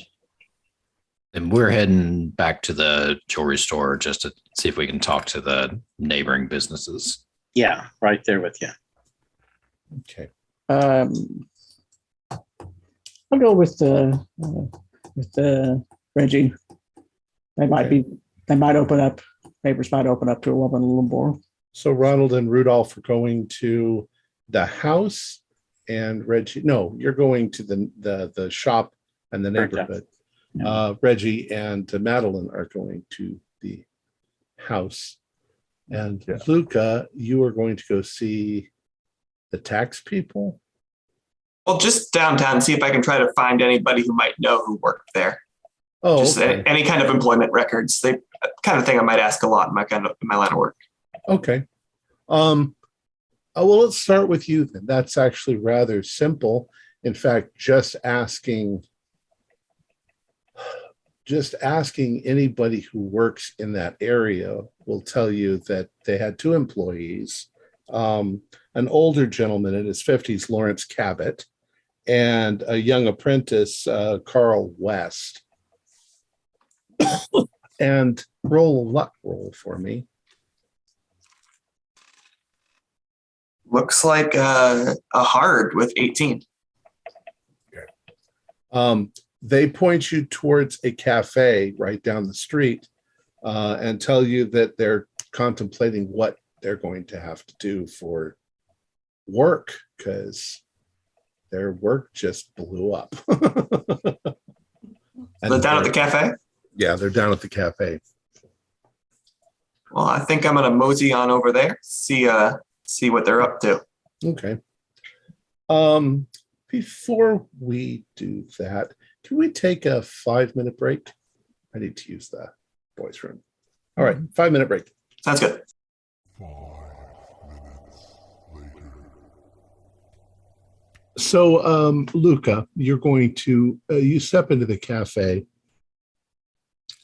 and there's a few people in there, and a lot of them are talking about, the fire. Did you see the fire? What's going on with the fire? There are 2 people sitting at a table that look like they are diametrically opposed.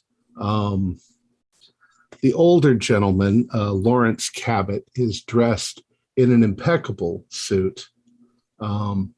Obviously, working in a jewelry shop, you have to look your absolute best. Carl West is much younger, 18. Although he's dressed very good for for the same reason, he obviously is a lot more friendly, smiley than Mr. Cabot, who takes things very serious, takes everything very seriously, and is always willing to point out to Carl West that if he wants to be a good employee, he needs to be absolutely Stone-faced. And they just look like they're nursing their pain because, the place is gone. So they seem somewhat approachable. Yeah. Well, Luca is gonna kind of mosey on up, kind of acting natural. And he's gonna ask you guys, were used to some employees at that jewelry place that went up? Oh, yes, we were. I missed him. Terribly sorry to hear about loss of employment's tough for any working person. But I'm a union. Yeah. I'm 20% that's quite a problem. Yes. I can only imagine. The shop. What was your general impression of the owners, especially in the last couple months? Well, the character. Who are you, sir? My apologies. My name's Luca Caruso. I'm with United Brotherhood of Carpenters, a union man. I'm really more concerned primarily about a workplace safety aspect. If there was any kind of corner cutting in the building, I hear they're talking about gas leak at the station. So I wanted to investigate, see if there's any kind of possible class action or anything like that. So I don't know anything about that. That's what they say it was a gas leak. But I mean, we were part of the, partly maintaining the building itself. It was in very good working if you've ever been in there. Although I doubt that somebody like you would buy much jewelry.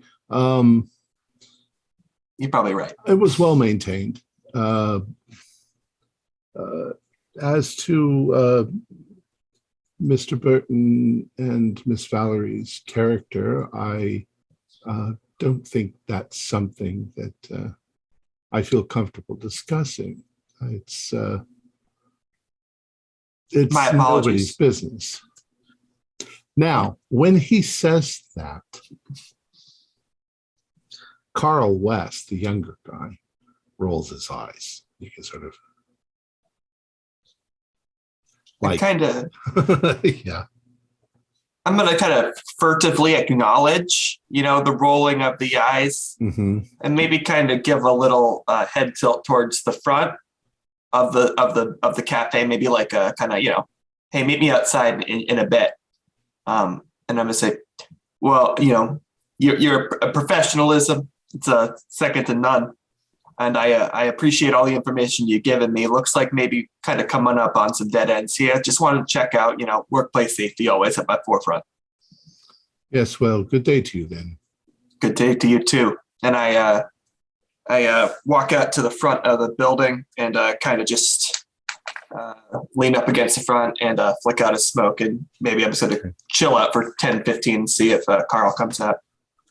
Well, after about 5 minutes, they both come out, and Lawrence turns to Carl and says, "Good day, Mr. West. Let's keep in touch." And they both walk in different directions, but Mr. West walks towards you, and he looks back like this. And he says, "Yeah, Mister, what do you want to know?" I offer him a cigarette, and I just got a couple quick questions about I guess, former employee or employers. Yeah, well,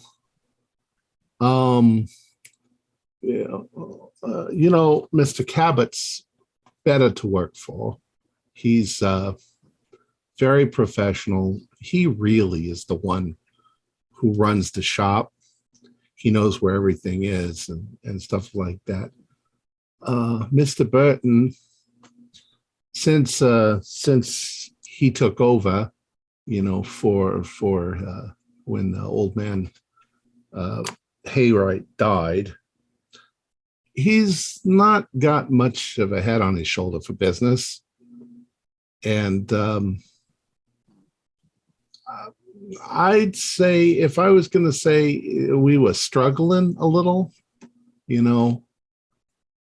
he's kind of cheaping out on the jewelry to make a bigger profit and stuff like that. The real problem is, his wife, Valerie. She rules the place. She rules it like old man, like a father did. And which, because, she's a woman, she doesn't have the clout that she would really like to have. But she's his wife, so she can pretty much badger him into doing anything that she wants him to do. And she's pretty hard on him. She likes her fancy clothes, and she likes her, fancy house and servants and whatever. And he better, be bringing in the money, or she's gonna, withhold, if you know what I mean. I don't know. They fight. I see them fighting. They try not to fight in the shop, but I imagine their home life's not got to be that great. Well, Mr. West, I don't mean to insinuate anything when I say this, but foul play, you think there's any kind of possibility this could have been a setup? I don't think so. I don't see how. My guess is that there was, they said there was a gas leak. So she probably came in the morning. That's not unusual that she would come in the morning, set up shop really early, kind of early. But, she worried about everything. She wanted to make sure the merchandise was all, properly priced. And I don't know, it was kind of a dysfunctional thing. It wasn't great when Avery ran the place, but, at least it was well organized when he did it all himself. I imagine she just came in and flipped on the light, and spark was enough to blow the place to smithereens. I think they said he was in bed, so he didn't even come in with her. I don't know why he would. They don't need two people to open up the shop. That's right. Well, that answers that question for me. I think the last thing I'd like to ask you about, I have it on in looking into this. I did find out that Mr. Button, he took a personal vacation to Vladivostok. He didn't. It wasn't a vacation. Well, it was just business. Just business. He went there looking for jewelry. Do you know what kind of jewelry? Whatever he could find. He did that quite often. When Avery Haywright was running the shop, he didn't really trust Mr. Burton very much. He didn't have any. I wouldn't say he didn't trust him. He didn't have any confidence in him. I was surprised that he let him marry his daughter. But the Burton name, he's got some prestige there, and he wanted to take over, but he didn't like running things the way that that Haywright wanted them, and consequently then Valerie wanted them. But Haywright sent him out quite often on scouting trips, looking for cheap, unusual things that might sell in the shop. That's the only reason he went. It wasn't the first time he'd been to Russia. He's been to India, been to a couple of other places too. And as a general rule, Ms. Haywright, she doesn't like accompany him or anything. She just kind of goes on his own. Yeah, he goes on his own. I think probably to get away from her for a little bit because, but she likes to party. He's not a party fella. That's probably the problem with their relationship is she wanted the prestige of his name and he just wanted to settle down. Well, Mr. West, that's really interesting stuff. Let me give you my card. And if you know any job openings, give me a call. Can you swing a hammer? I might be able to get you into a carpentry shop. Yes, I can, but I'll keep I you don't know. posted. I've never done that kind of work. Well, always looking for apprentices, but I got to run. I got to go meet up with my friends. So I thank you again. Mhm. Best of luck out there. Have a good day. All right. I was going to the neighbors in town. So you're not far from where Luca is. All right. So you go to the neighbors, say the shop next door, the Carter brothers. Oh, the shop neighbors. Okay, that was the other guys. Oh, I'm Yep. sorry. Yeah, the shop That's us. neighbors. Yeah, I knew them. Saw them all the time. They're quite a pair. Yeah. What do you mean by that? They like a good pair, bad pair? Most of the time they were pretty quiet, but a couple times they got into fights. Mostly after hours or before hours. You'd hear them yelling. Mostly her yelling. And that Haywright, Avery, when he ran the place, he ran it like a draconian soldier. It was everything was regimented, and they didn't open up 1 minute early or close 1 minute early. And regular Scrooge he was. And I think that what's the expression? Something didn't fall very far from the tree. Oh yeah, Apple. Yeah, she's kind of a pretty lady, but I don't know. When you get angry, that makes you look kind of ugly. Yeah, I think the early reports of gas leaks. Do you have any issues with gas leaks or anything? And all in these yours? buildings are pretty old, Yeah. I don't suppose it would take much, but I'd be really surprised if there was enough gas in that building to blow it to hell the way that it did. And she didn't smell it when she walked in the door. Yeah, I don't guess so. I mean, it seems like if she did, she would have got out of there. Yeah, they add something to the gas, don't they? Butyl mercaptan to make it stink like skunk smell. Yeah. So how she managed? Maybe she had so much shit up her nose that she didn't smell anything. I don't know. I mean, I'm sorry that I don't want to talk ill of the dead, but maybe I don't know. I certainly don't think it was anything other than that. John's not much of John ain't got much of a spine. You know what I mean? He put up with most of her ordering him around. So she ran the show, it seems, mostly, and he stood out front of it. He did what he was told. Yeah. I mean, was anything? I mean, I know you may not even know. I know he took a trip recently, and I mean, did do you know anything about that? Or if he came back, was Uh, he different? Or He was in and out a couple times a year, I think. okay, Going places. Probably just to get away. But sounds like. I mean, we all got to kind of do that too. I've got a furniture shop, but occasionally we have to go see if we can find new sources of furniture. Makes sense. Anything else I can do for you? Kind of look at Ronnie. I don't know. You got anything, Ronnie? Anything we're missing? I'm just sort of eyeing over towards the burnt store area. Want to check that out after we step down from here. Yeah, quite a disaster, huh? Thank God Yeah, it didn't light anybody else's buildings on fire. Yeah, that's lucky that yours didn't catch anything. Yeah, there's a little damage, but that could be repaired. Yeah. Yeah, I got all this furniture in here, all this wood. If it had caught on fire, Zeus. Yeah, that would have been short work, I imagine. Fire get in there. Well, I guess the only other thing, I mean, you didn't.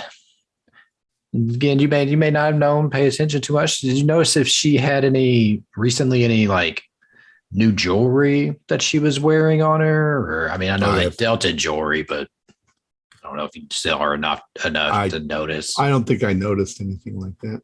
Okay, fair. I mean, maybe. Fair. I mean, I guess I'm not so sure that was part of their thing. I think that maybe if they'd had a lady working there, she might have been displaying some stuff, but they didn't have anybody like that. They just had the old man and the boy, and he was in there. She was in there once in a while, but I think she liked the luxury more than she liked working there. Yeah. Okay. Well, yeah, I appreciate everything. Answering our questions that we had. Again, glad you fared well. Not to have any too bad of damage. I wouldn't put it past it though. I wouldn't put it past it that the best jewelry that he found, she appropriated it. Didn't make it to the shelves. I wouldn't be surprised at all. I mean, apart from something that's $35,000 or something like that, but. Yeah, I wouldn't be surprised. Okay. So all now, right, well, yeah. Okay. So now let's jump to the others. You've arrived in Uptown, which is where they live. That's part of Arkham. Yeah. That's the kind of the swanky area of Arkham. Nice.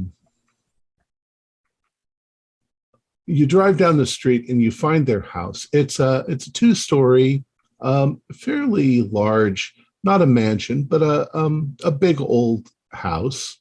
Mm-hmm. It has a nice yard. The flower gardens are blooming. It's May. The hedges are well trimmed, and there are small side yards separating their property from the houses next door. Mm-hmm. But there's no fences. A lot of New England places, there's just no fences. So it's like one long lawn that everybody sort of has together. So there are neighbors, neighbors on either side. Do a spot hidden for me as you guys come up towards the house.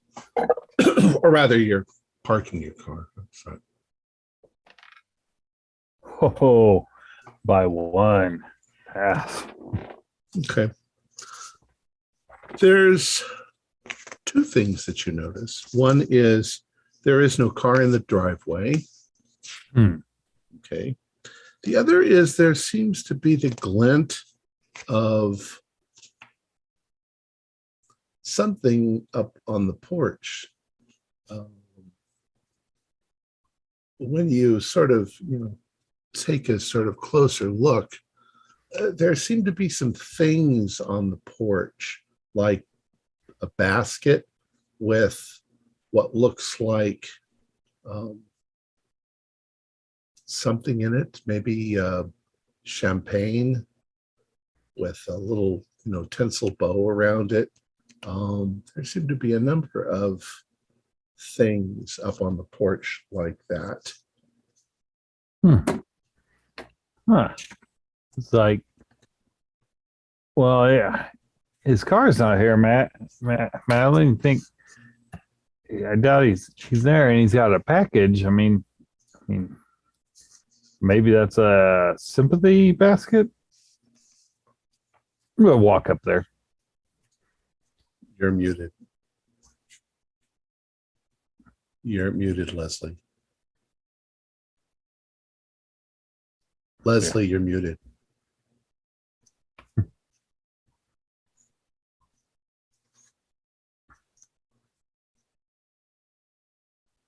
You're still muted. There you go. There you go. It's so much for this better mouse. Okay, it's yeah, we can walk up there. You have got your Bible like you're coming to visit the bereaved. Well, I am coming to visit the bereaved. Right. So, yeah.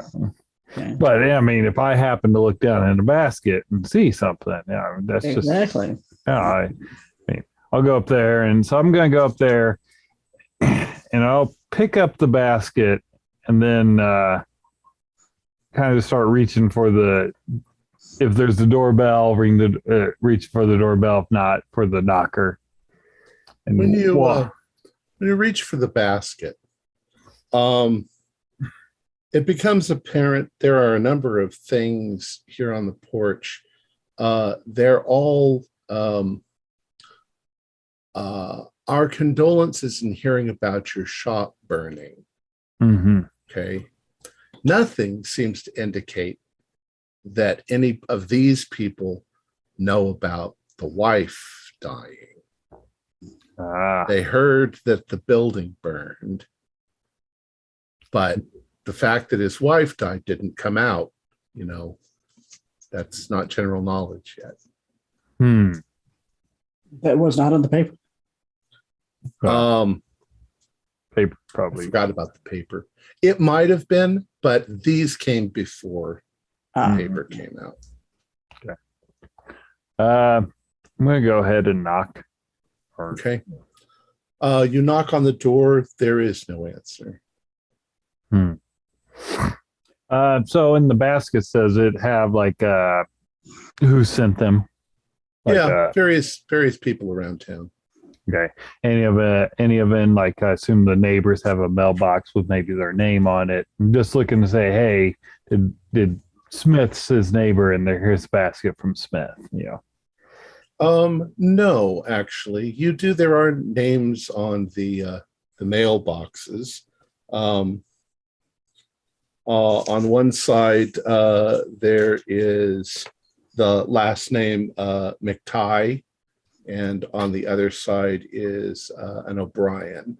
Okay.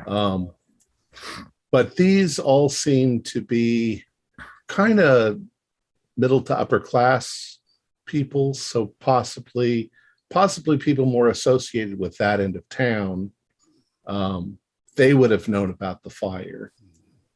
Right. Drop stuff off. The people, their next door neighbors, might not know anything about the fire. Yeah. Yet. Except they probably saw the police show up. Who sent champagne? That's still kind of rather strange. I don't know, just one of the neighbors or one of the people. Yeah. Okay. Yeah. All right. It's not necessarily champagne. It's just a condolence sort of gift that they heard that the place burned. Okay. Yeah. Not like a hip hip hooray, your place burned. That's what I was wondering. It was insured, right? So, turn the doorknob. It's locked. Okay. All right. It's locked. All right. Well, I was hoping he was here, but let's see if one of his neighbors is in. So we'll go to was it McTighe? McTighe? Just before we do that, is like, are there any windows you peek in? That being there's windows. Yeah. See anything? No, it looks like a regular living room space, although you can see that there are a couple of other, like bundles of flowers and stuff like that that were probably delivered earlier. Mhm. So at some point he saw the packages and brought some of them inside, and then apparently he left, and now there a few more have accumulated on the porch. Yeah. But nothing looks unusual inside. And today is still Sunday, correct? Saturday. Saturday. Oh, Saturday. Okay. So the weekend, though. All right. Yep. Insurance company's probably not open yet for him to file any claims. How many? Are there any closer cemeteries than the one across from this place business, the nearest place of business, but that are closer to his house or not? No, but as you think about that for a moment, you start to think about where you are in Uptown, where the shop is. And if you were to go in a straight line, you would pass through the cemetery.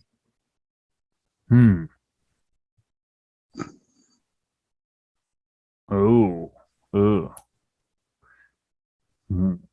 You thinking what I'm thinking there, Madeline? Mm-hmm. Yeah, Well, let's just confirm we're thinking the same thing. I'm thinking that it's coming to get him. dog. Yeah. And Yeah. What time is it? It is now, oops, I was keeping track of that. It's about 2:00. Okay. Oh, sun's still up. Still up and bright. Okay. And now that you say that out loud, you have 4 hours of daylight left. Good. Before the sun peaks down behind the. All right. Well, I'm going over to the McTays. The McTie's yard is also well kept. Mm-hmm. You knock on the door, and a rather plump woman. She looks like she's probably in her 60s. She comes to the door. Yes, can I help you? Yes, ma'am. I am Brother Johnson of the Arkham First Baptist Church. I was just doing coming around the tragedy that happened with your neighbor. I was just wanting to make sure people sometimes forget that neighbors can be affected when tragedy hits their neighbors, and I just wanted to check on your well-being, how you're dealing with the loss Well, of. we heard that the shop burned. But that's a terrible thing. The police were here this morning. Mm-hmm. Not here, but they okay. We saw the cars pull up, and they went in to talk to Mr. Burton, and then they all went down to the shop. So I don't know.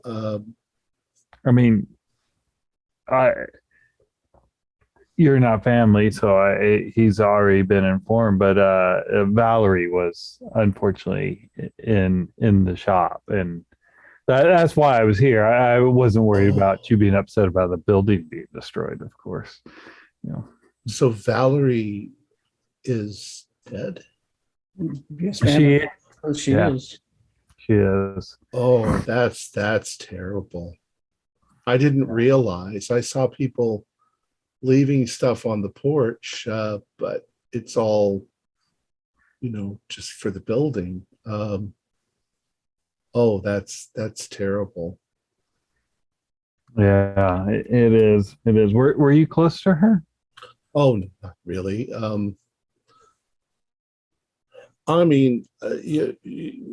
She's not exactly was. I don't want to, air their dirty laundry, and if she's that's okay. dead, We visit the church sometimes. It everybody has their little personality quirks. So. Well, I don't know. She wasn't exactly the nicest woman. Had quite a temper. Ordered him around like he was a servant. She had, a maid to clean the place. She didn't have to do anything. They had a big fight last summer about the rose garden.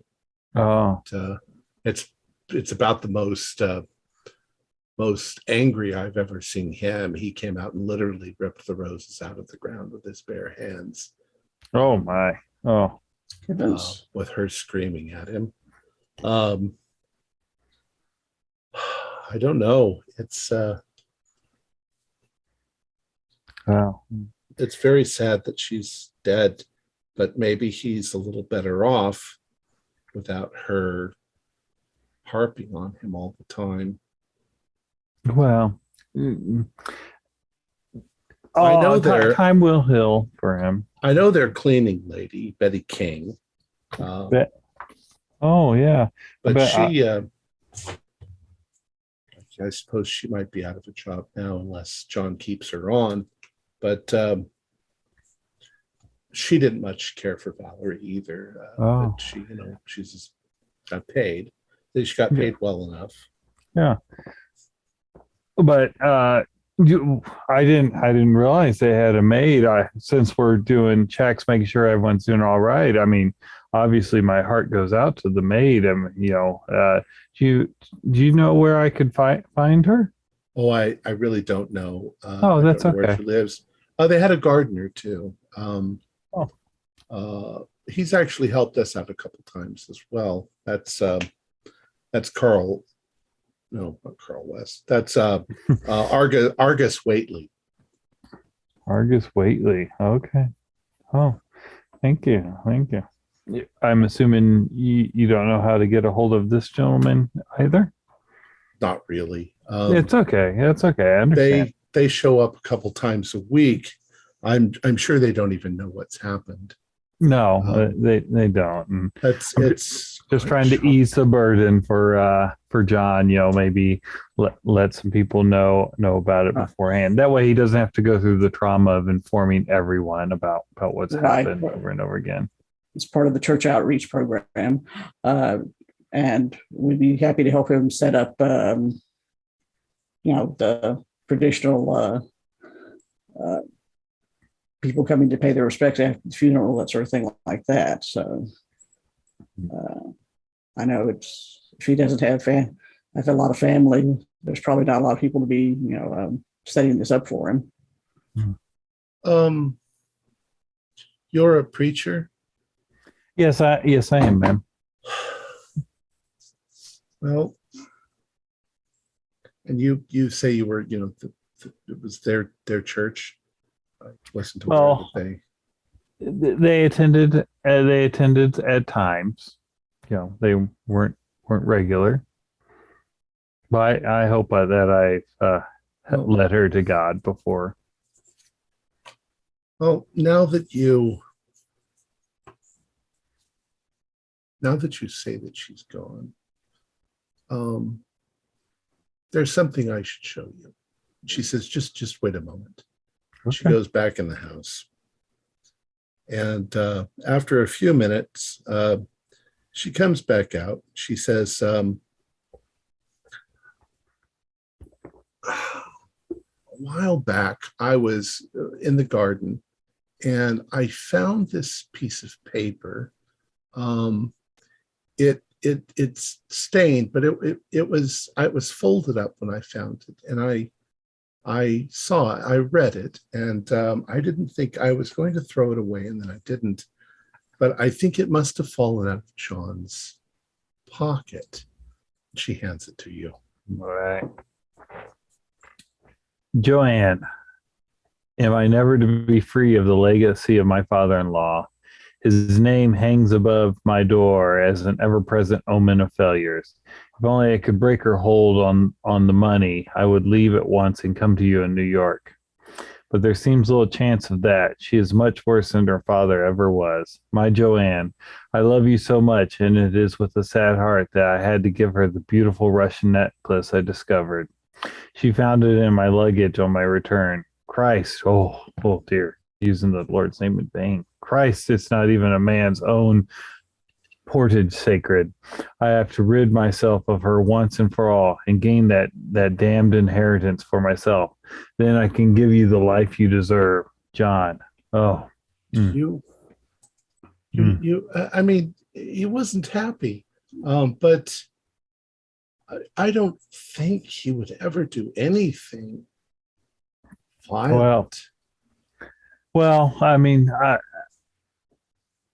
that is not what our goal was for today, to judge a man on what he would done. The law courts will deal with that. But this makes me sad to see. He drove out of his driveway a couple of hours ago. I don't know where he's gone. Oh, yeah. We were hoping to find him, but yeah, he wasn't there a couple hours ago. Okay. He looked like he was in control of himself. I mean, he didn't peel out of here or anything like that. I didn't notice him personally. I noticed his car coming. But I mean, it didn't sound like he was burning rubber or anything like that. Not particularly. Okay, so all right, well, good. Yeah, If I could think of him driving on the road in a distraught state. if Reverend, if that comes to something, maybe you should take it to the police. I will. I don't want it on your conscience. It's a terrible tragedy. It is. It's very sad. She seems distracted and upset. She's like, terrible tragedy. Yeah. And she closes the door. You guys walk away. Well, there's a reason, Madeline. There's a reason why lust is one of the 7 deadly sins. It can lead to tragedy, as we see. And greed is probably a stronger motive here than anything else. If he had been lusting for their money, he probably wouldn't have married him. Yeah, he seemed trapped.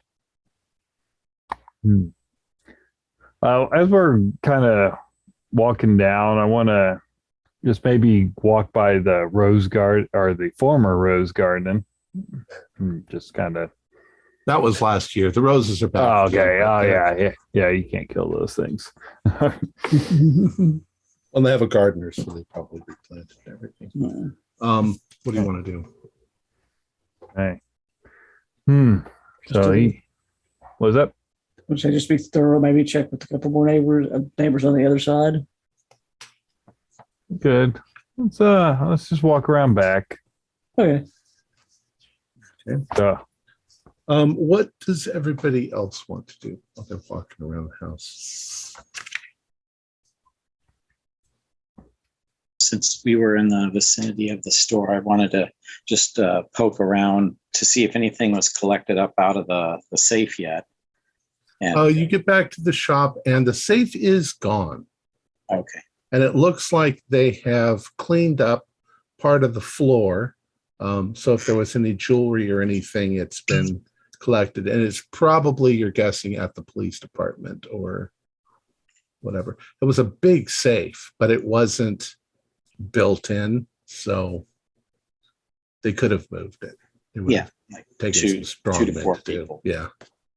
Got it. Okay. And they've probably partly boarded up the front of the building, propped up whatever might be dangerous or in danger of falling. I guess we head back to just back over to the hall, I guess. Yeah, that's a good idea. Really. Wait for other people to show up. I believe y'all are pretty close to Luca, so I'm gonna, after I'm done with Carl, maybe try to link up with you guys over by the shop and then travel back. Okay. Trade stories. Yeah. Hey, Luca. Rod? Okay. So the three of you get together. How about the two that were at the house? Oh, you're walking around the back.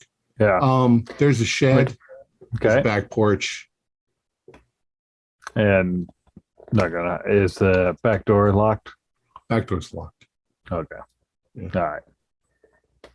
You can see through the kitchen window, but all you can see is the kitchen. Okay. Yeah. I'm not. Well, I was hoping to find him here, but we found a necklace, huh? I mean, kind of pointing toward the conclusions we were reaching already. Yeah. Actually do a spot hidden for me. Okay. Because you're looking, you can also look through the back door. There's a Oh, window in the back door. 12 is a hard. Oh, okay. So looking in the back door window, you can see down the hall that leads towards the living room. So you're seeing part of the window in the living room, you know, the light coming through and all that. Yeah. You can see some of those things that he collected off the French port and sit there. But you also notice there are a couple of suitcases that are sitting there. Oh, I mentioned that the Madeline. I was like, going, he's got some suitcase now. Are they like sometimes when people come back from trips, they just open their suitcase and they just slowly pull their clothes out, or do they closed up suitcases? They're closed up and they look like they're sitting near the door, like getting ready to go out. Yeah, that's kind of what I figured. Okay. Yeah, looks like maybe he's going to be headed off to New York there, Madeline. He's got his suitcases out. But he's not here. Yeah. So he hasn't left for his trip. He's not here. Where could he went? Oh, you're so quiet there, Madeline. It's like you're muted.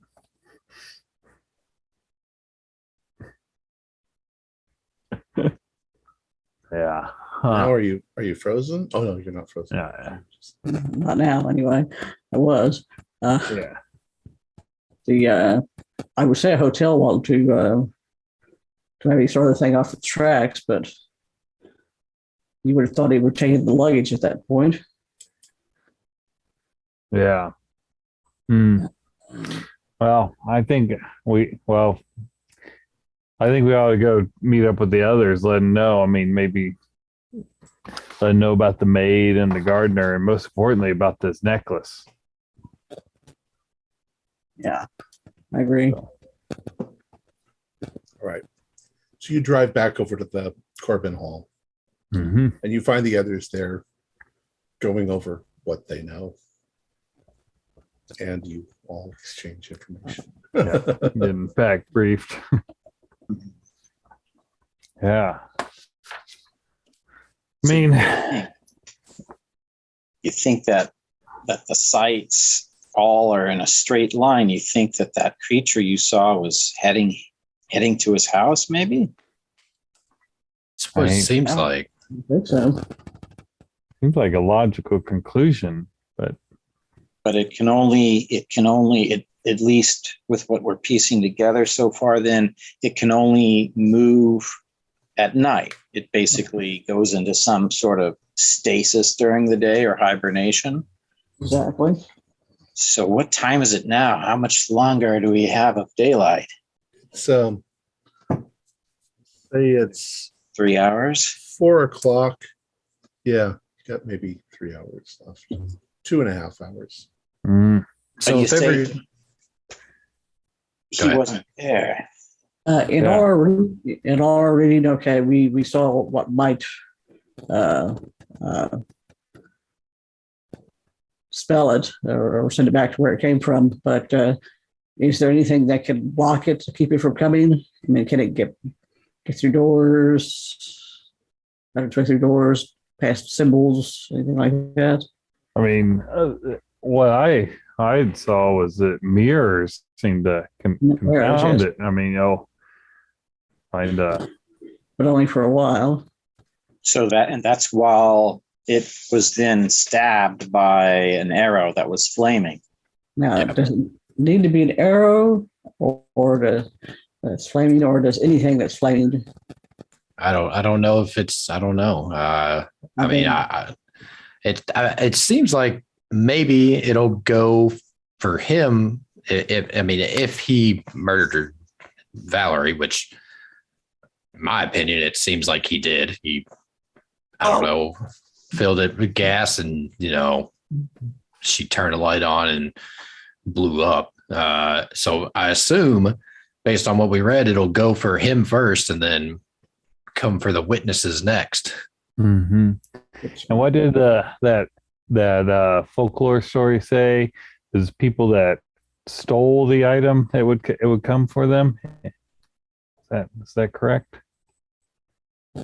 Yeah, the people that stole the item. And I could see that it could read that she stole it, because I'm pretty sure it wasn't intended for her. Mhm. So what's it want? What do you think it wants with him? He's the one that originally stole it. As far as this chain goes, it's further back in Russia. There's more, but My impression that I got from talking to the employees is that he got it more or less accidentally. yeah. Reginald, do an intelligence roll. Okay. To figure out what it did. 35 is a hard. All right. I just want to correct, maybe because you actually have the translation of Mhm. everything. Apparently, the necklace holds the creature inside of it. Right. And Yeah. when a person dies, it takes their soul to Velez. Okay. Mhm. But if the person is murdered, then the thing seeks revenge on whoever right. murdered it, whoever murdered the person wearing this. You're getting it a little confused with the story of the thief. Yeah. The thief had taken one of these things, and rather than the archer, rather than allow an evil person to go to heaven, asked the god how to keep that from happening. So that the evil person would not get to go to heaven. Got it. Yeah. Okay. And the person was already dead before they did they spelled In it. this case, it would just seem that the thing is seeking revenge Yeah. for Valerie being murdered. Yeah. Okay. And we just so happen to see it. Yeah. Which is Oh. a good thing. But I mean, we didn't see the act of. Well, actually, no, we did, or you did. I don't see how Maddie and I won't be able to really see this to be able to help. I wonder how can we possibly. Well, I mean, just because it's invisible doesn't mean it has to be material enough to cause damage. Throw something in their direction, in the general direction, that maybe it'll make it visible. Let's stick to it, make it visible. Like flour. Like flour, yeah. I mean, maybe we need to find John Burton. Not that. I mean, that way when it comes for him, at least we know where it is, and even if you all can't see it, it's. I mean, I guess tearing him apart. Yeah. See, if he murdered her, then. But yeah, you guys, we need to make sure you guys don't get torn apart because you. Right. So we're in this together. We're gonna. I guess we should quickly get some mirrors. Yeah, get some mirrors. Let's do this now. Is there a corner store nearby? Well, there's a furniture store right next to his store. That's Yeah. true. Let's just go there. Like like medium size. I wouldn't get a small one, but like, But is that Yeah. possible? Oh, We might it's get- definitely, yeah. yeah, Like a Find standing, full-length mirrors. yeah, standing mirror. yeah, or like a table mirror, maybe. Yeah, table, something we can easily carry, Yeah, bigger to catch its eye, not like a makeup mirror. yeah. I like what Rudy was saying about finding John. I'm just at a loss of where to look. I mean, when his bags were packed, his car's been gone for a few hours. I mean, Arkham's not that big of a city. Is it possible he's talking to the police still? I don't know if they'd still have questions this late in the day. But I mean, if they're suspicious, they can. Well, you guys, They probably would have picked him up then. There. I think there may be a grim possibility here is that if that thing can keep moving while it's invisible, it may have already killed John. And his dead body might be inside that house. well, I think somebody saw him leave. Oh, Well, yeah. they saw, but That's a technically, good prop. they just said his car left. Yeah, maybe the thing's driving it. Yeah, yeah. Kind of doubt that. Bellis, yeah. Shapeshift, but I don't think it can shapeshift that much. I tell you, it could shapeshift. I'm glad it wasn't a snake when it came out of there, because Yeah. I would have done a number on me.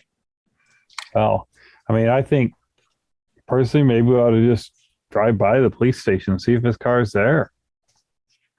If he murdered her, I don't think the last place he'd be is the police station. Well, they unless might have called him down. Yeah, he might be trying to make it look good, Yeah. Yeah, sure, officer, I have nothing to hide. Yeah. So we got to get cooking though, because it's we got less than 3 hours now before this sucker's gonna, unless the three of you are hallucinating and we're following some fairy tale, we got under 3 hours.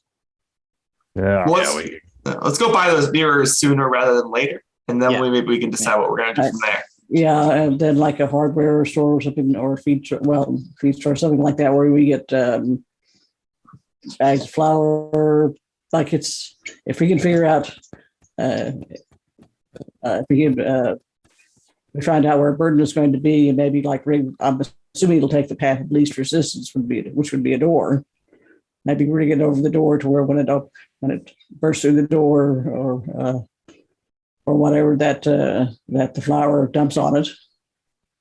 Well, I think worst comes to worst, we need a good room where the three of us can get in, and there's no other entry. I mean, who knows? It went through Ronnie. Maybe it can just come right through a wall. Maybe being in behind a door won't helps at all. But We did see it jump over that fence.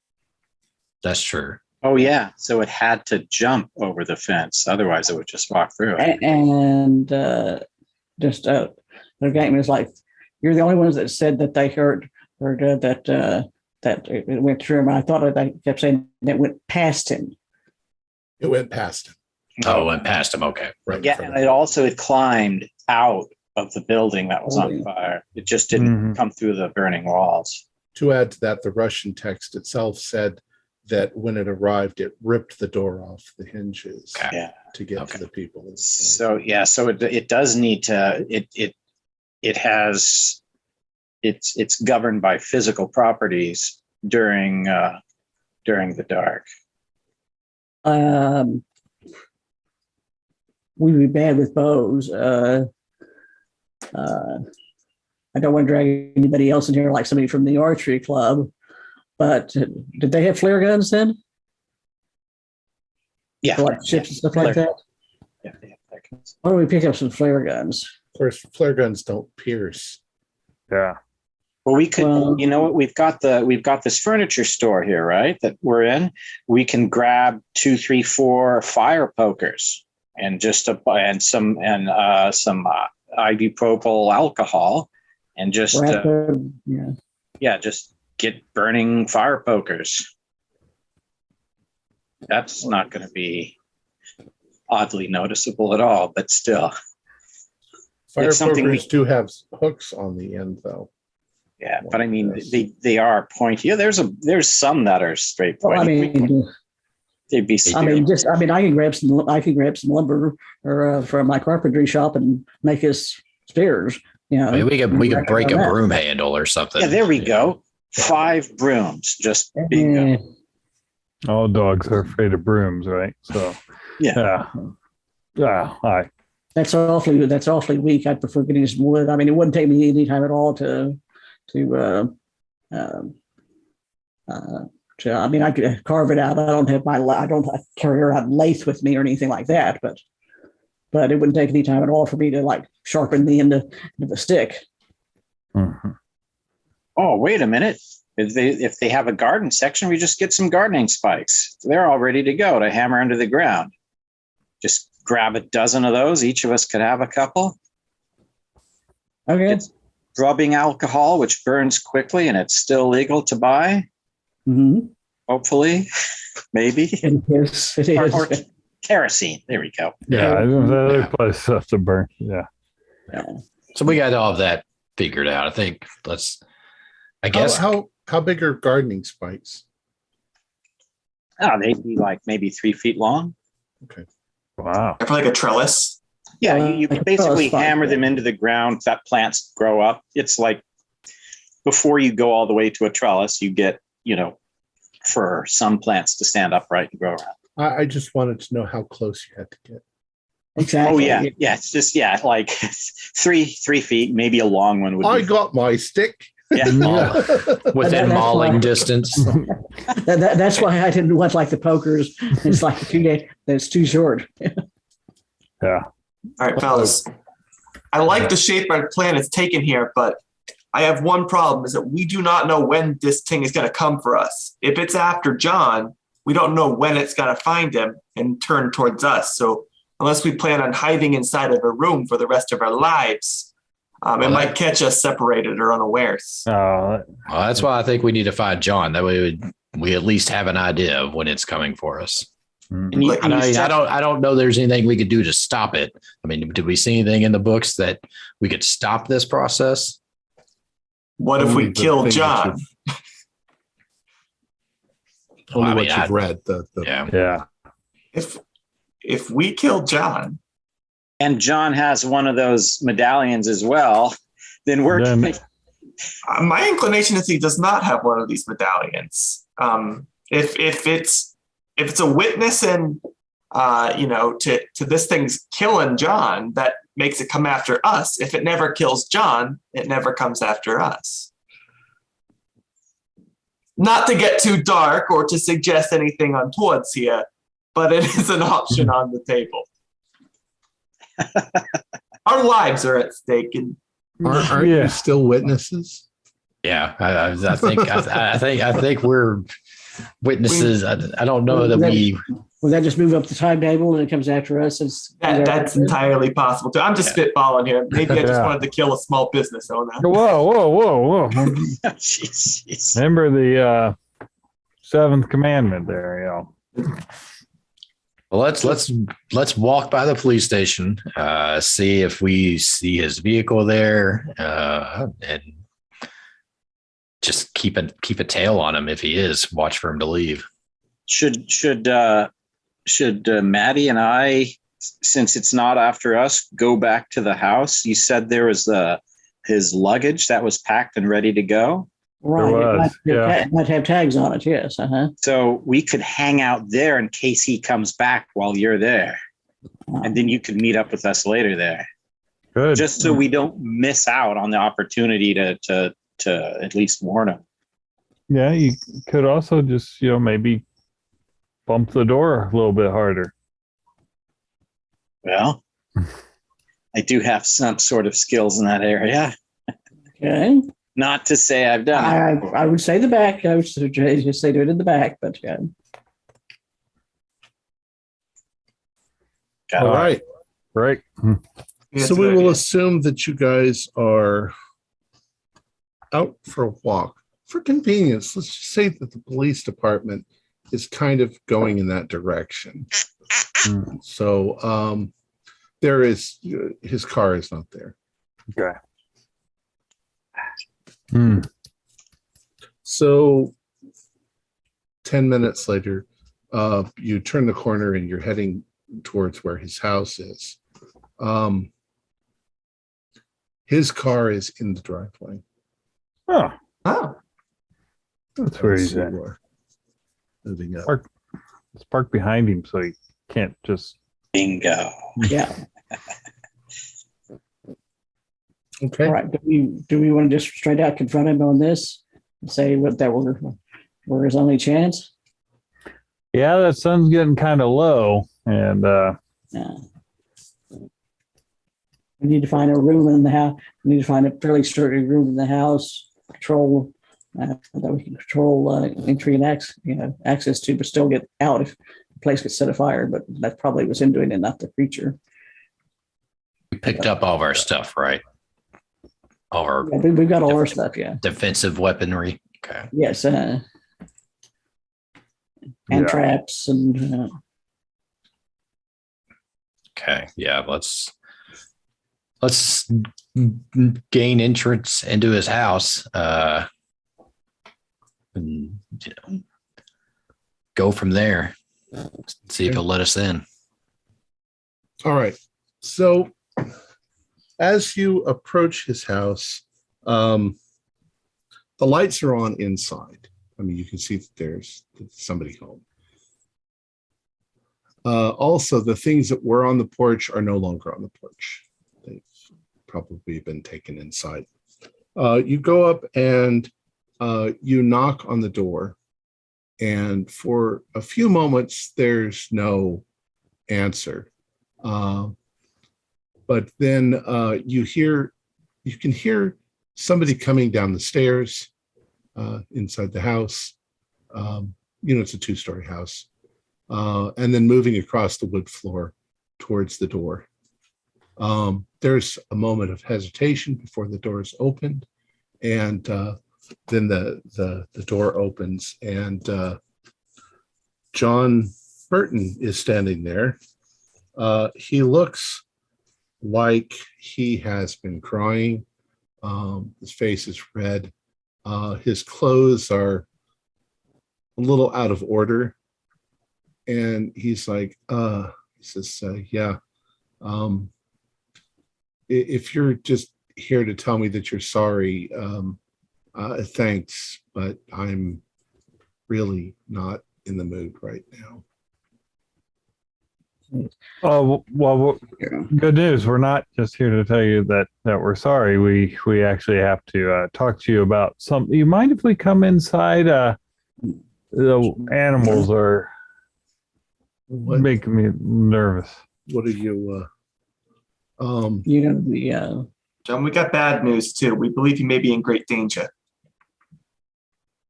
Danger. Come inside. Yes. Thank you. Yeah. Thank you. You heard my wife is dead. Yes, we did, sir. So I'm. What are you talking about? Do you remember that amulet that you gave her? That you got from Russia? The one she took. Who are you people? How do you? What are you talking about? How do you know this? We were across the street when your shop blew up. We You saw were. an entity leave your shop after the explosion, headed towards your house. What are you? I'm sorry. Maybe I'm just out of sorts at the moment. What are you people? Is this some sort of weird joke? No, sir. We wish that it were. I don't know what you're talking about. My wife died. My shop is burned. What do you people want? We want to protect you from what we believe may be coming after you.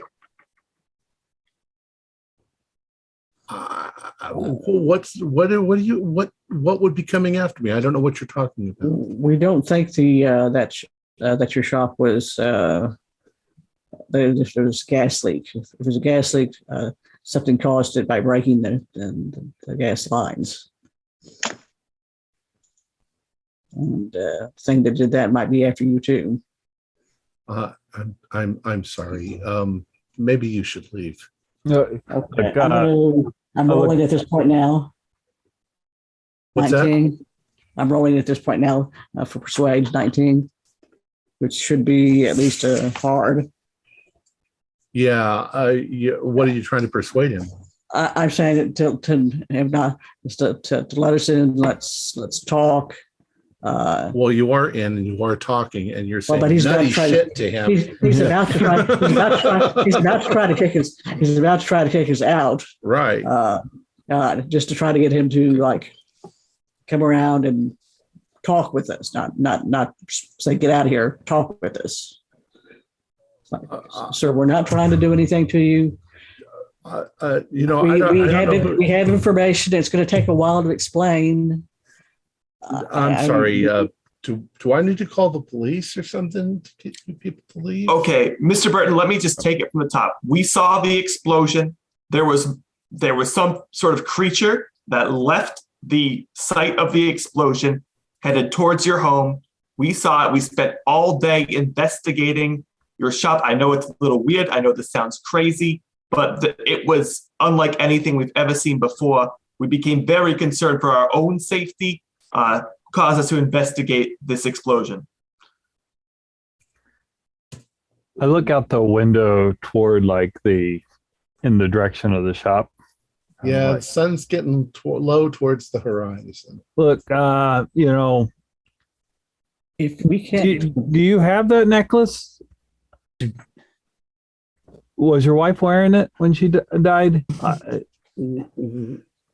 do you know? Because I do. Because your neighbor knows. Because you can't keep secrets. Look, we'll talk about this later. The sun's getting low. What do you mean, my neighbor? Don't worry. Your neighbor. Do you have the necklace? Look. It's a simple question. Yeah, I'm over at window looking out. He moves over and he sits down and he's trying to figure out what the hell you guys are talking about. If he doesn't, my wife has a necklace that I brought back from Russia. Right. Yes. Yeah. What does that have to do with anything? Do you hear all the howling? I mean, it's okay. Listen, I'm going to be straight with you. I think you blew up your wife. And I think, unfortunately, whenever you did it, that whatever she was wearing released something. And now it's coming.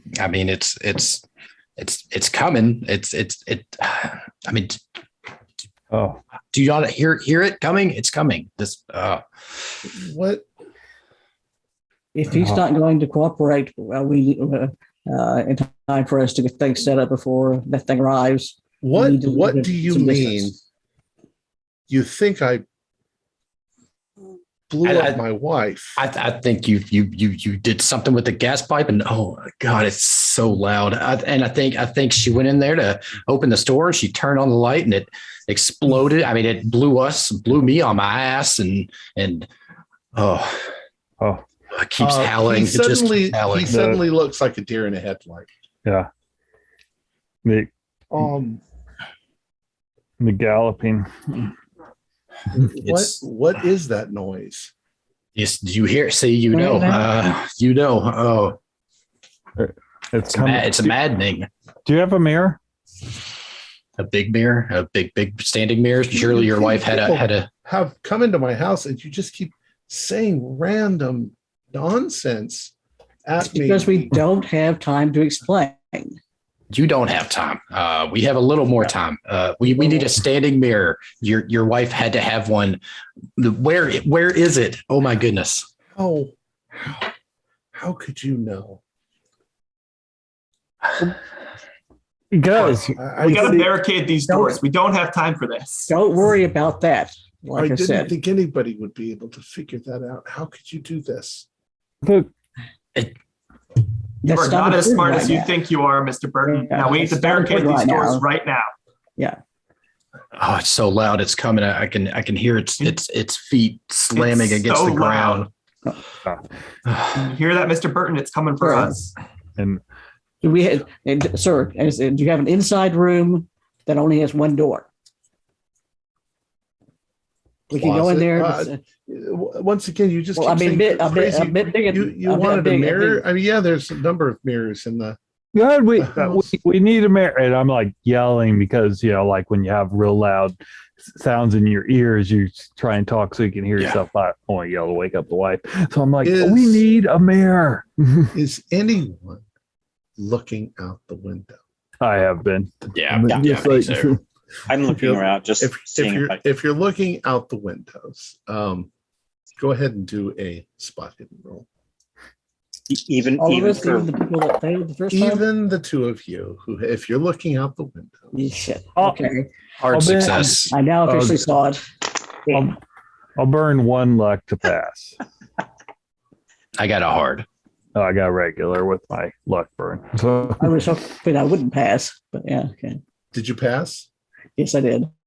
How about you, Roland? I Ronald? failed again with Fortunately, Ronald doesn't see anything, but the others who are looking out the window suddenly, you Ronald, you see them sort of jump back. Down at the end of the block, you see something come around the corner, and it's not completely clear because it's far away, but it's definitely glowing, that sort of purple.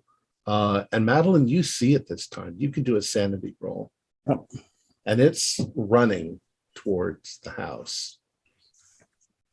Ronald, you can do a sanity roll too, because you can't see what it is And- that and they're I'm- terrified of. All right, what do really I roll? believing it's there. What do I roll? 1d4. 94. Okay. Yeah. You also can hear it howling all of a sudden in your ears, Madeline. I start saying the 23rd Psalms. Okay. I'm grabbing garden steak and just dousing it in whatever flammable liquid we brought with us. All right. There's too many windows in this room. We need to get into an interior room now. It's just a house, I don't know what interior room. All the rooms have windows. Shit. Hmm. Pantry. Big Water pantry, closet. anything like that. Well, that's water closet's too small. A big pantry, It's not that basement. big. There is a basement. That would only have one. In. Let's get down to the basement. I think that's the best plan. Okay. All right. It's over here. He shows you one. Okay. And he starts to hold his ears. He's like, "What is that noise?" And And it's I'm not hearing it definitely- though. You're not hearing anything, but they seem to be reacting every time something happens. What they're hearing is the howling of this beast as Mhm. it's Yeah. running. You can hear it approaching the house. It's almost on the front lawn. How does the thing open? Open. It's a door under the stairs. Oh, okay. Mhm. Just okay. All right. Yeah, Oh. I'm not even being careful. So I'm just putting this, getting this steak ready to whatever I have to do. Okay. I'm gonna help carry the mirror downstairs. All right. The mirrors that you have are you can hold them in here. Right. Yeah. I like it. Yeah. Mhm. All right. What do you think, guys? Is like the he's only the only one that can't see it yet. We can tell. There's no point even bothering with the. Well, no, we need to find the heart. I'm getting downstairs. Yeah, Yeah, I know. Let's go inform. Let's go We're inform. getting downstairs. I'm What do you say we leave the door open slightly with the bucket balanced on top with the flour? So when it If you comes, can arrange that, that's fine. But I think we should get behind the phalanx of these mirrors. Yeah. I'm not going to go downstairs. No.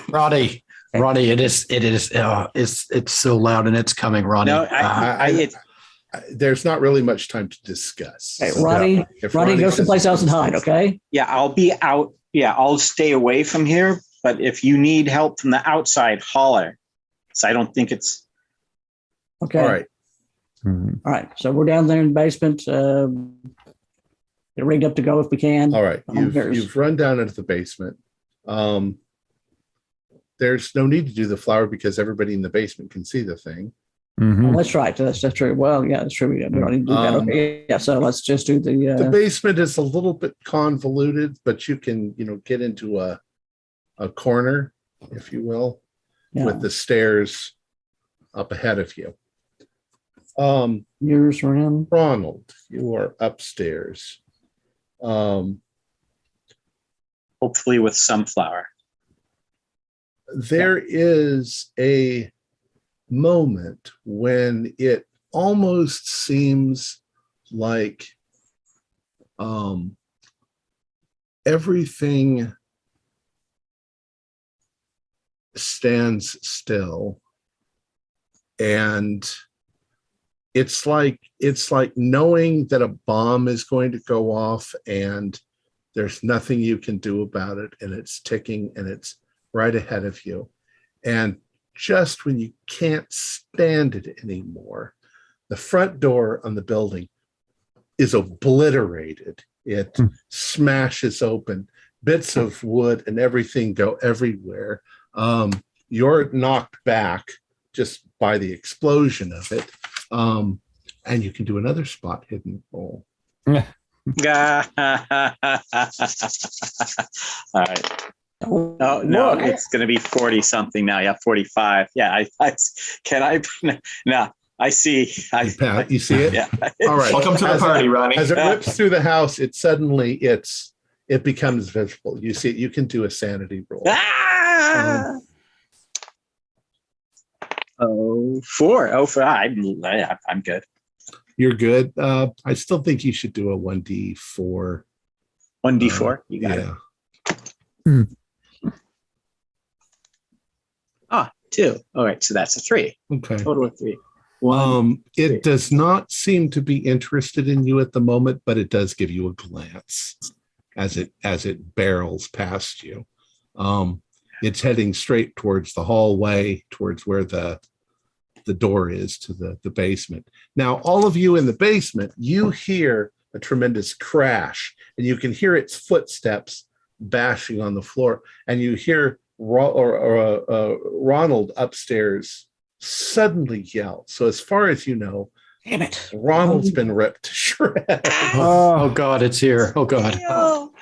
David, why didn't you go away like I told you to? You can hear its heavy footprints stomping across the wooden floor right above your heads. Right. And the door to the basement suddenly blasts open. The flanks is a good idea with our backs to the wall. And like the predator that it is, with its flaming blue eyes, it starts down the stairs looking right at you. And it's that point that John goes, "What the fuck is that?" And he's like trying to climb through the walls behind you. Stay behind us. It's coming for you first. So what are you going to do then? I'm gonna hold my character. I guess I doesn't smoke, but I know Luca does. So I'm assuming Luca has the lighter. I'm holding my garden stake. Okay. Yeah. And you've got while also trying to hold a mirror. If I have one, I can. Yeah. I'm okay. trying to I'm hold a big upstairs mirror. lighting the garden stakes tip. Don't touch the Emmy Award winning journalist. And me? Emmy Yeah. Awards. Let me hold. Or whatever. Television? Pulitzer. No. Pulitzer Pulitzer. Prize. Give me the light. The Pulitzer One of you with Prize. the lighter, light all our stakes. All right. I, The thing takes a couple steps and it roars, and it's this deafening howling, sort of growling noise. It's definitely focused on John as it steps forward. And as it does, one of you, moves with the mirror so that it sees itself. And in that moment, the thing stops, and it sort of stops in its tracks, and it begins looking at itself in the mirror. But you don't think it's going to last for long. It seems confused. Okay, light it. Everybody attack. All right, I'm gonna light up Rudy's spear. Oh, we Okay. had him lit already. Okay. Yeah, you had them lit already. Okay. But I'm jabbing. Yeah. What a I'm looking for his. Okay, here you go. I'm All gonna spend right. whatever it takes. It's 37. What would a spear be?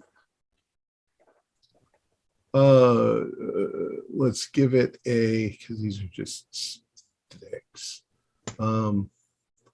Let's give it a.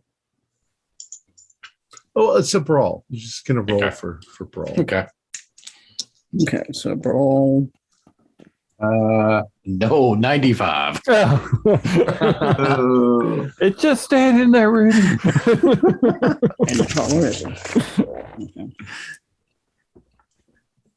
Okay.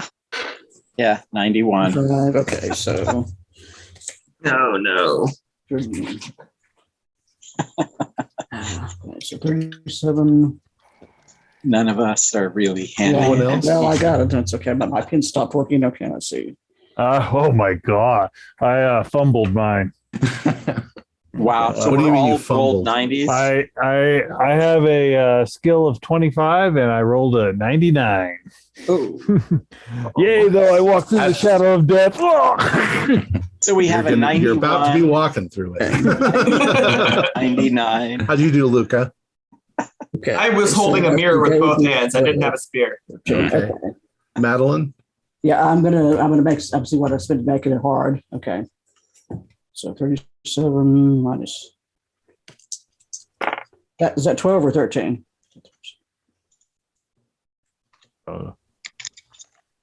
Against a Okay, I'm 37. spending 25 points. I'm spending 25 points to luck to break to make it so hard. Okay. You definitely, well, you all sort of try. Reginald fumbles badly. Reginald. Rudy, do a luck roll. Okay. Madeline, you managed to jab the spear into its side, and it definitely reacts by pulling away from you. What'd you get, Rudy? 14 on a 60. Oh, that's pretty good. So as Reginald lunges, he almost jabs you with the thing, and the creature pulls back suddenly and swipes with its hands. So let's see if Madeline, what would you like to do? Do you want to dodge? All right, go ahead and try to dodge.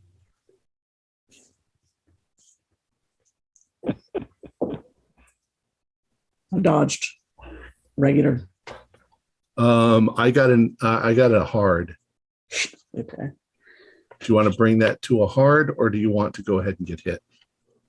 Can I do that for a dodge?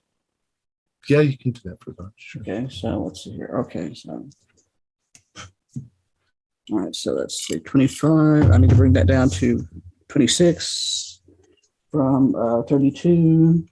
Okay, I'll bring that down. All right. All right. It still manages to hit you and knock you down, but you only take 1 point of damage. Okay. But it knocks you off your feet. It roars again, and it starts moving back towards John. John is hysterical. Mm-hmm. He's trying to climb the wall. Ronald, you've come running down the stairs with your spear. What do you want to do? Oh, I rolled the 91 to try to stab it.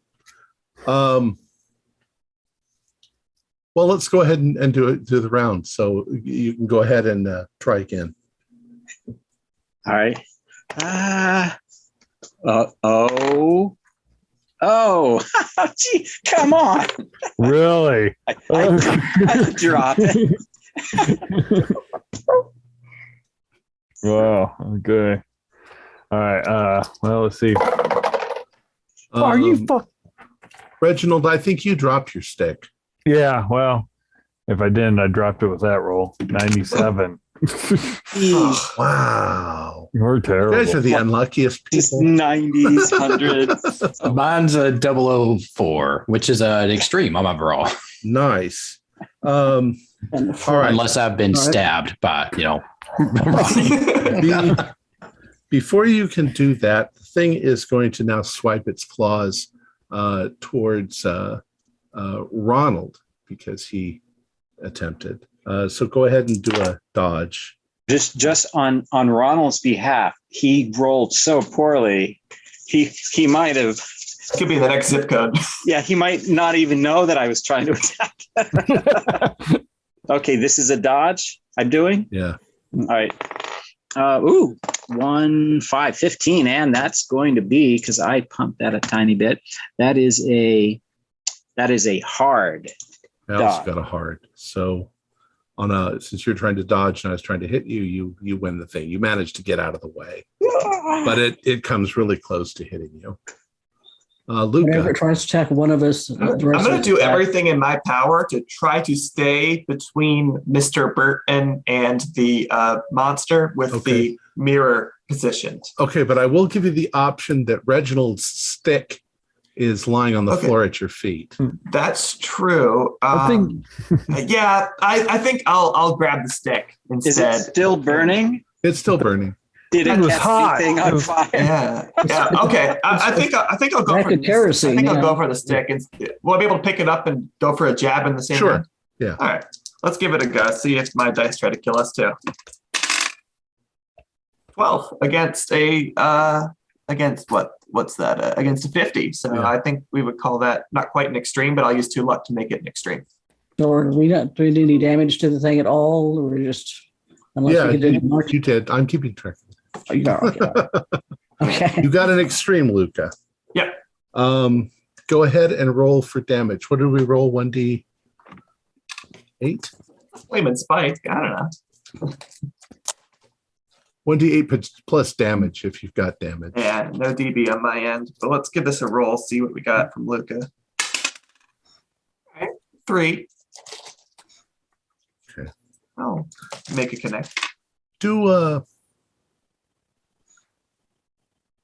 probably didn't quite handle Madeline's correct. Madeline, you do a damage roll as well. Yeah. 1d8 plus DB. Okay.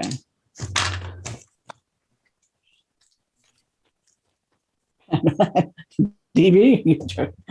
Yeah, you probably. 4. What'd you say? 4? Yeah. Okay. We're poking him down. You poke it, it reacts. It pulls back. But what you think is neither one of you got it quite deep enough, though. Luca, you came pretty close. You think you might have missed its heart with your extreme roll. It is going to swing wildly. 77. It didn't hit anybody. It's starting to act very defensive. It's no longer bothered by the mirrors at this point. Right. Mm. Mhm. Our one chance, and we all So- rolled 90s. Well, I wrote a 004 on it a while ago Okay. in the midst of all that, Okay.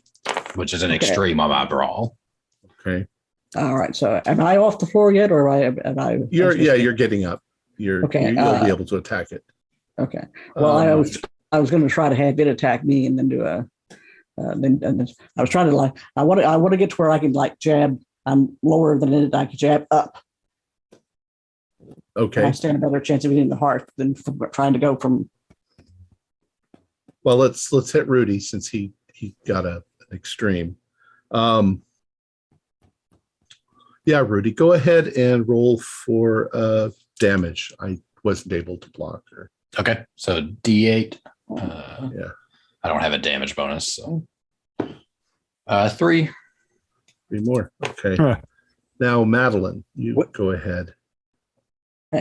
Well, I'll call it, get its attention. Hopefully, it'll try to attack me. In which case, I'm going to set it as it jumps at me. So you're going to try to do an attack sort of maneuver. Yeah. Yeah, go ahead and do a brawl. Okay. What were you going to say, Ronnie? Before the end of that round, was there a resolution for my rolling 100? Like, did I lose the weapon? Did I stab myself? Or Did you rolled a 100? I rolled a 100 to hit.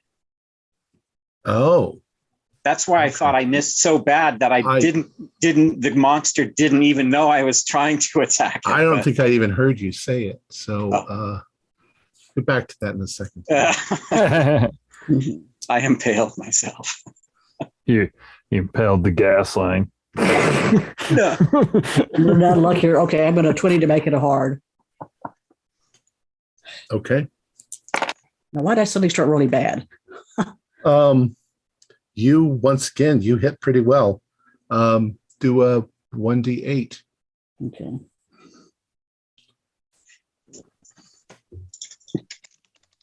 At 8 that time. Roll into a luck roll while we're.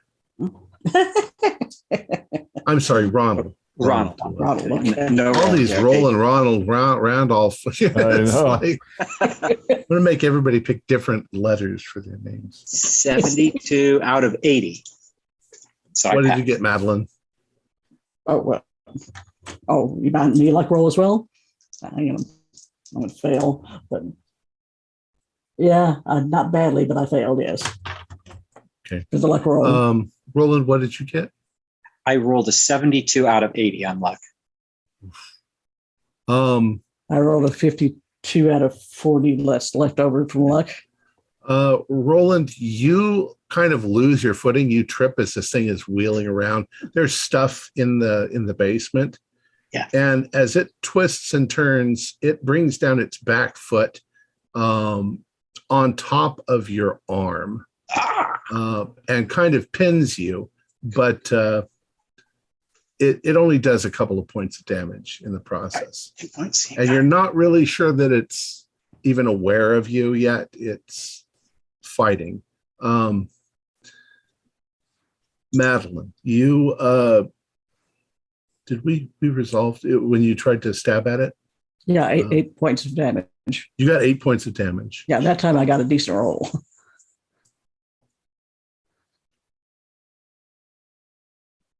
All right. This time you jam it in pretty good. And as you do, the creature stumbles back. And you get the distinct impression at that point that it's looking to run away. It's kind of looking for the nearest exit. You can see that it seems to be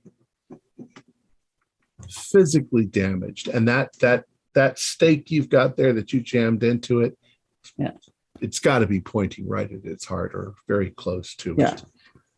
Luca, what do you want to do? Can't let this- I'm like this torn back. between like staying down here or chasing after it. So I'm gonna, Let's not let it get to the stairs. I think I'm gonna run after it and try to give it another stab, try to see if I can finish it off. Okay.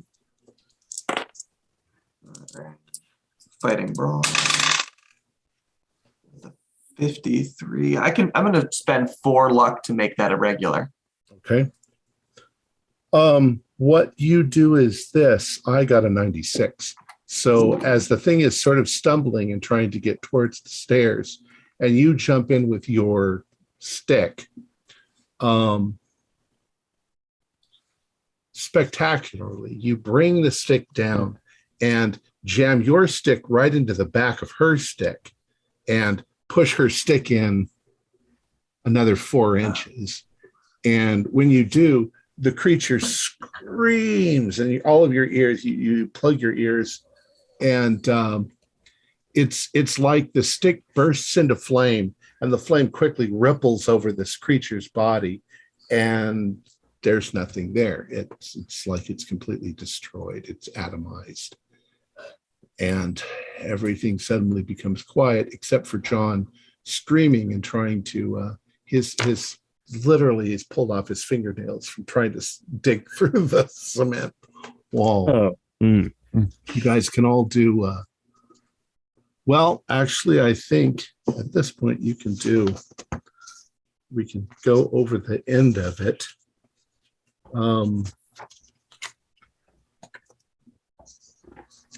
If the investigators defeat the Son of Ellis and keep John alive, Okay. you each get 1d12 sanity back. Okay. Ah, 2. One. I was only down one, so I was only down one too. yeah.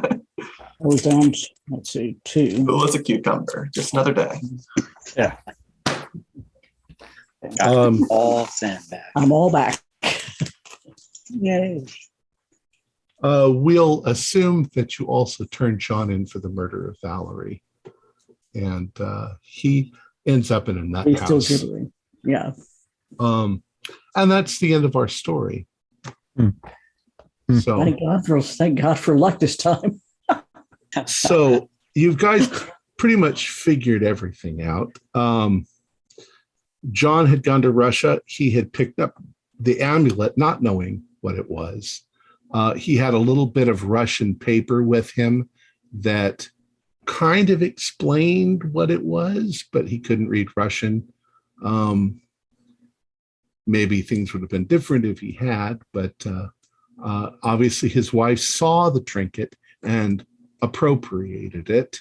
And he had to pretend like he'd gotten it for her instead of for his girlfriend, Julia, who lives in New York. And he met when he was there, going back and forth. Julia is completely innocent. She's just A mistress. John Burton was extremely unhappy year after year after year. He had married her because of her money, her, the business. She married him because she wanted the prestige. If you'd have talked to a lot of other neighbors, or if we'd let the game go on that long, she tried really hard to be part of the aristocracy that was around, and they didn't really have much use for her. John had the name, and even he wasn't interested. He didn't like to party or anything like that. So their relationship was pretty strained. And then once the father died, it got worse. She wanted things, and she wanted the high life, and he wasn't interested, and he wasn't a very good businessman. So she had that on. He finally decided, with all the stress, and maybe you can't forgive the murder, but you can see what sort of led up to it. Mhm. He and her went down to the shop, and he tripped the breaker on the lights, and she was in the front of the shop, and he told her, there's something wrong with the breaker. And she's like, well, get the fuck in there and fix it. So he went in there, and what he did was he opened up the gas valve and turned it on, and then he left, knowing that she would just get angrier and angrier and angrier in the front of the shop, and finally come back and flip the switch herself, and ba-boom. And he just went home and went straight to bed and pretended like, he didn't know anything about it. So the police came and told him, and he acted all sad. And in fact, the thing was, he probably was sad because, my God, he just murdered somebody. So it wasn't that hard for him to fake all of that. He then got back home. The packages had arrived, and he started to think about it and started to regret what he had done. So he went for a drive. He had packed his bags. He was going to go to New York. He wasn't really thinking clearly that would look extremely suspicious. He decided to have himself a little drive, and that he would go there tomorrow. And the longer he drove, the more he convinced himself that what he had done was the right thing. So although he was upset in the beginning, he kind of was like, all right, I'm just going to have to play this through. Then he got back, Then you showed up. And most of what you were saying was completely confusing to him. He didn't know what the hell you were talking about. But when you said that you knew that he had blown up the place, that's when he started losing it, because he thought his plan had been, and you said that you were across the street. Did you see him there? You know, all of those things started weighing in on him. So that's pretty much the way the story goes. Did she really not smell it because of the cocaine, or? Well, she was just in the shop in the front. And I mean, she might have smelled it. It didn't take long before she was like, why isn't he turned on the light? Where the hell is he? And she walked back there. She might have smelled it, but it's like dark. Flip on the power and ba-boom. Yeah. Would the neighbors did we miss out finding out from the neighbors that they both went to the shop, or did none of the neighbors see? It was 5 o'clock in the morning. Nobody was awake. Yeah. Okay. Yeah. Nice and good. In fact, I think actually what his excuse was is he says to her that morning something like, I think I left something unlocked, or I think I left something, you know, and she's like, well, let's get over there right now and, you know, stop it or fix it. And she was extremely abusive. The more people you would have talked to, the more you realized that she was extremely abusive towards him. And he just wasn't the kind of he wasn't a nice guy, but he didn't have any balls. So he just let her push him around. And so the moral of the story is be nice to your wife. That's right. Don't Marry for murder love. That's right. Don't marry for convenience. Yeah. The outcome of this has been a little different for everyone. Well, at least the situations have been a little different. We'll talk about that afterwards. We go ahead and finish it. Our players included Stuart Lively, Leslie Schaefer, Keith Craig, Kent Blue, and James Walker, with myself as the keeper of the secrets. We have a Discord server where you can chat with other members. You can set up private games. You can learn the finer arts of gameplay and game mastering. We provide audio-only versions of our shows free for you to download from Podbean or iTunes. If you'd like to help support our show, please visit our Patreon account. Just $1 or $2 a month helps us a lot. Like, share, and subscribe to our channel, and punch the bell icon for updates on our latest shows. And leave us some comments. We enjoy reading them and answering any questions you might have. This is Tom Rayleigh, together with all the members of our gaming club, inviting you to journey with us once again into the darkness for another adventure into the universe of H.P. Lovecraft and the Call of Cthulhu role-playing game. Until next time, good luck and good gaming.